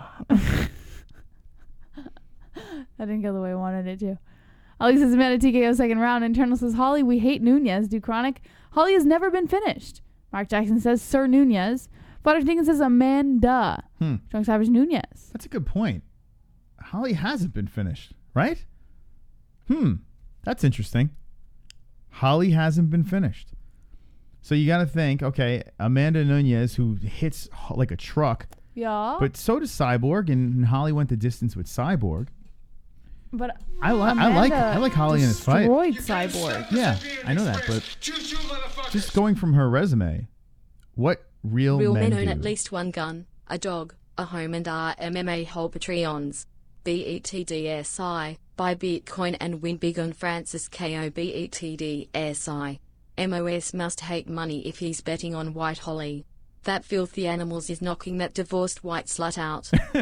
Well, yeah, this is the new Holly Holm now. She's single and ready to mingle. So thank you, what real men do. Listen, you gotta go on those underdogs. I have to say this though, considering what we've been doing over here, we might have to play a safe bet to cover our ass on the Holly fight. But listen, there's a reason why she's a big underdog. It's easy to say Amanda Nunes is going to win this fight. It's super easy to be like, well, Amanda Nunes I got Amanda. Amanda's going to win that fight. But when you have a plus 272, you're like, you know what? Maybe things will be a little different. Where am I going? Oh, there we go. Why am I doing this? Oh, BetDSI I was going to. There it is. You okay, Melissa? I'm clicking everything but the right thing. Yeah, she's a plus 272. I mean, you know, if the line was closer, I wouldn't put money on Holly. It's not like I'm saying, hey, Holly Holm straight up is going to win this fight. What I'm saying is I like the odds. I like the plus 272. That's what I'm saying here. I should separate gambling from this show. You know, I really should separate it. Because, like, if you were asking me who would I pick in the fight, I'd probably pick Amanda. Just because, I mean, Amanda's proved me wrong over and over again. She beat Valentina. She beat Cyborg. She beat Rousey. She beat everybody. Anyone you could think of. Anyone. She's beat. So, you know, it's easy to pick Nunes, but I don't know. I got that feeling. Oh, yeah, Misha choked out Holly. That's true. She's never been knocked out. Let's put it that way. But Misha did choke out, not Holly, in the final round. The final round. It's Jessie bit my shoulder. She likes that. She likes the way my shoulder tastes. So, I don't see Amanda choking out Holly. I mean, no one's knocked out. Do you think that Amanda Nunes is going to do like what Pettis did to Wonder Boy? Wonder Boy's never been knocked out. Do you think that Amanda Nunes will knock out Holly Holm? Well, I didn't think she was going to knock out Cyborg, and she did that. So I think, yes, it's entirely possible. I took Jessica I because she was a fucking plus 600, you fucking idiots. Jesus Christ, this is getting... You're hurting my brain. You're hurting my brain. All right, here we go. Let's go to the next story. Ooh, this is gay. The UFC 240 poster has been officially released.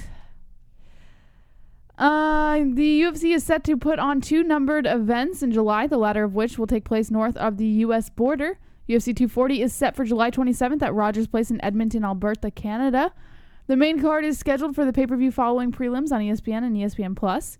Canada's adopted son headlines the card when champ Max Holloway returns to the featherweight division after a one-fight stint at lightweight to put his belt on the line against Frankie Edgar, who he has been scheduled to face twice before.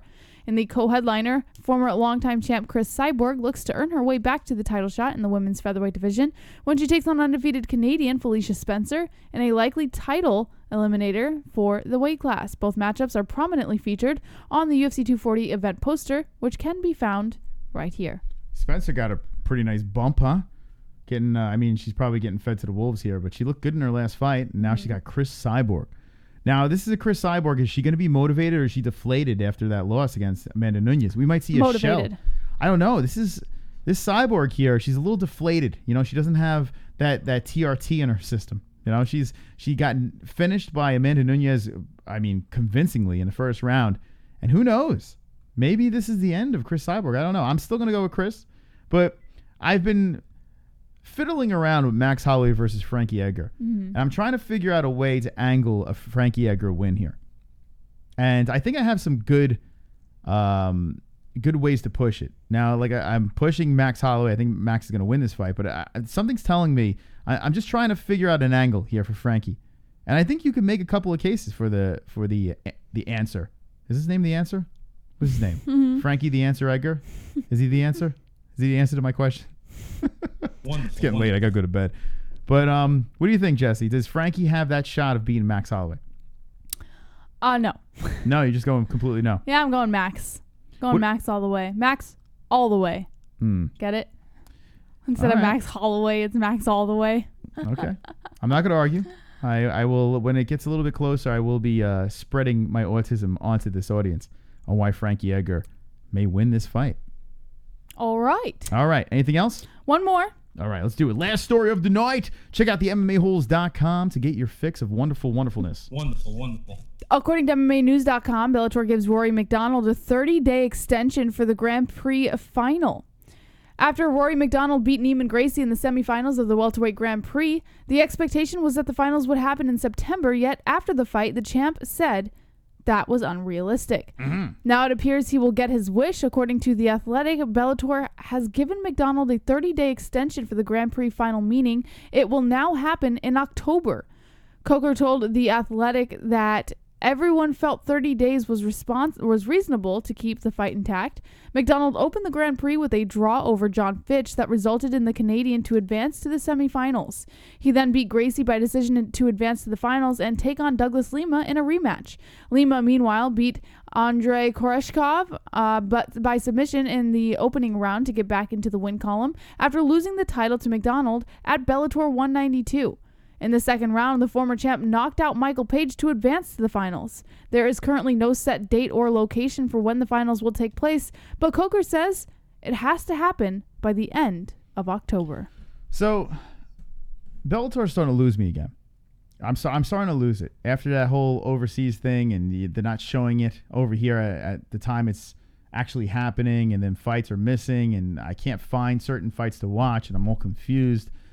They're starting to lose me, and the product is kind of sucking as of late. Now, you have Gegard losing the belt, but Gegard looks like he doesn't even want to fight anymore. Like, he made it a fight. He came back with 2 rounds. But then, he kind of, at the end, he kind of fizzled. And I'm starting to fizzle. Bellator's losing me. Really? Yeah. What? The only thing I'm excited about with Bellator is they give these local guys over here a chance early. So we get to see these young bucks come up. But as a promotion, you're not... Yeah, the main You're cards. losing investment? If I'm more excited about the prelims than the main card, then there's a problem. And the main cards, to me, even though on paper they look good, they're shitty fights. I think you're more excited about the prelims because you know a lot of the fighters. That's the only reason. We've met a lot of the fighters going in.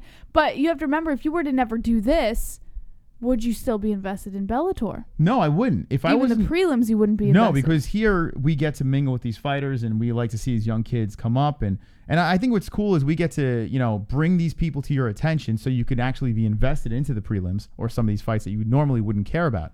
But I think Bellator does a horrible job of promoting their product. I think they do a horrible this Grand Prix shit. It was cool the first time with the heavyweight shit. With this welterweight thing, it sucks.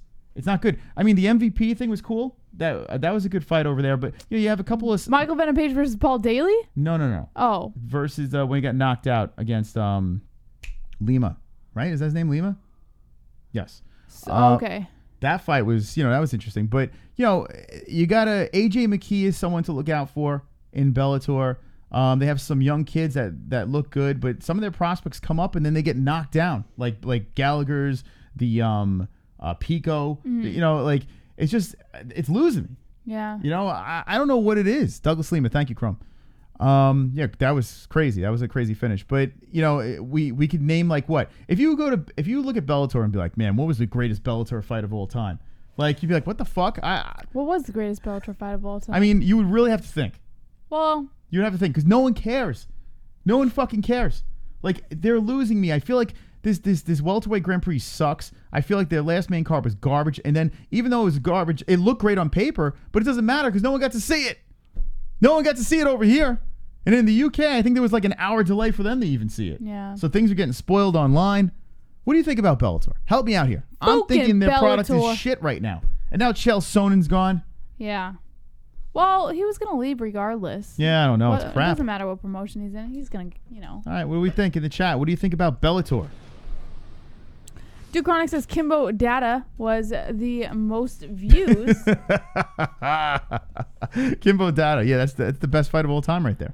That's the only fight everyone talks about, right? Conor says their Grand Prix has Showtime's Super 6 tourney.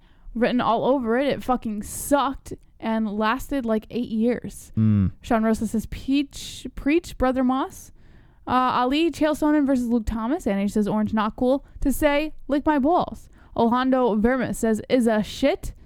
Yeah, someone in chat, please tell me why Bellator is good. Other than the young bucks coming in there, I love that they give these guys a chance. But someone help me in the chat. Why should I watch Bellator? Other than the show. Connor Bench says, McDonald and Lima is the only interesting thing in Bellator at the moment. JJ Ramos, I think boobs. Boobs. Chrome Tito, Bellator is going down the train. Get out now. Chris Brodeur, Justin Gonzalez, 100% control, didn't even get tired. Over 100 strikes and 1 in 12 takedowns. And you mentioned high caliber fighters he has faced, and you don't give him a contract? Worst. So they're not liking that. All right, so the people in the chat are going at it right now. I think cock. It's not Croker's fault. It's the network and the pay-per-view DIAZ. Yeah, that is a problem. DAZN is a mess. It really is a mess because it's overpriced, and you can't even watch all the fights live. It's crazy. Mm-hmm. It's really crazy. I don't get why don't they show the fights live, and honestly, their product hasn't been that good. There hasn't been a card where I was like, well, that card was banging. That was a banging Bellator card. I can't even remember the last time I was like, wow. Well, the last card, 223, when the Gallagher card wasn't that bad. What? On paper, it looked great. And it was shit. It was shit. We didn't get to see the whole card, did we? We missed the Gallagher fight, but I heard that was meh. But the Paul Daly fight I heard was good. We didn't get to see that. We saw the Gegard fight. We saw all the other fights on the main card. Yeah. I can't even remember who fought. That's how great it was. Yeah. Huh. Naked MMA. So Chris, would you like Bellator better if they did naked MMA? Maybe that's what needs to happen. A little nudie MMA, penis on penis. Imagine like you're inside the guard and then just the cocks are just fucking hitting each other. Just balls are fucking slapping against each other. That'd be hot. They used to do that in Greece, ancient Greek. What? Yeah. Naked? Yeah. Well, they didn't really have pants. They had to have pants on. What do you mean? No, like way back. What, not like Game of Greco-Roman Thrones fight? era. Like further back than that. Find me penis to penis combat. When no, was like this? the soldiers' penises were showing. What? Not penis to penis combat. They to didn't fucking fight each other with their penises. They had something Thank like you, Ian. I am right. They had the fucking garbs under there. No, it was like skirts that they had. Yeah. But like their penis was out pretty What? much. Yeah, like they were naked. The fuck? The hell? How kind of fucking? This is in Greece? Yeah, I think it was Greece. I'm never going to Greece. That's too much. That's too much for me to handle. Dresses and no underwear, and then they fight penis to penis. Rome too, Ian says. Rome too? Oh, I'm not going to Rome either. This is ridiculous. BJ Penn would love that though, right? Artem Lobov should fight penis to penis and bare knuckle. Just joined and I hear penis. Hey Howard. All right, I think we're done. Yeah, I think we've had enough. Yeah. We have to get up tomorrow nice and early. Yeah. I have to go get my inspection done because I have tints on my car. No, they're inspecting his penis. I gotta inspect my penis. But yeah, we're not allowed to have tints. Let me know in the chat. Can you drive around with tints on your windows? We can't do that now. They won't pass your car inspection. But I got a guy. It's like, yo, come in. Hey, come in. Come into this shop. This is what you gotta do. You gotta call him up and say, yeah, I know so and so. And he's like, all right, you call me at 7 a.m. in the morning. I got you. You roll in with your windows down. That's how you do it. I know a guy. Let me know in the chat and then we'll go. You're not going to get in trouble for that. Don't worry. I know a guy. Torkenstein says, do a line before you head to the DMV. Duconic says, no 5% tints. Too Lovely says, what happened to BJ Penn? Well, he got in trouble again. He got into a fight. Real says, yes, only corrupt New York doesn't allow tints. Faggot. Wait, Ali? So you can drive around with tints in Florida? Ali says, yes, but not more than like 40%. It's legal if it's dirt, says Orange Man Bad. All right. Well, drop in the comments down below if you're watching this replay. And thank you for joining us. 83 likes. Thank you very much for those. Make sure you like, subscribe, and lick my balls. Lick my balls. We'll see you on Fook Off Friday. You ready to lose, Jesse? I never lose, Moss. That's not true. This week, you're going down to Donkey Town. All right. What do you mean, all right? Don't all right me. All right, Moss. You have cookies now? We don't have cookies. Well, make them. Well, excuse me, Mr. Bossy. Put it in my fat mouth. All right, let's get out of here. All right. Don't be an a-hole. Be an MMA hole.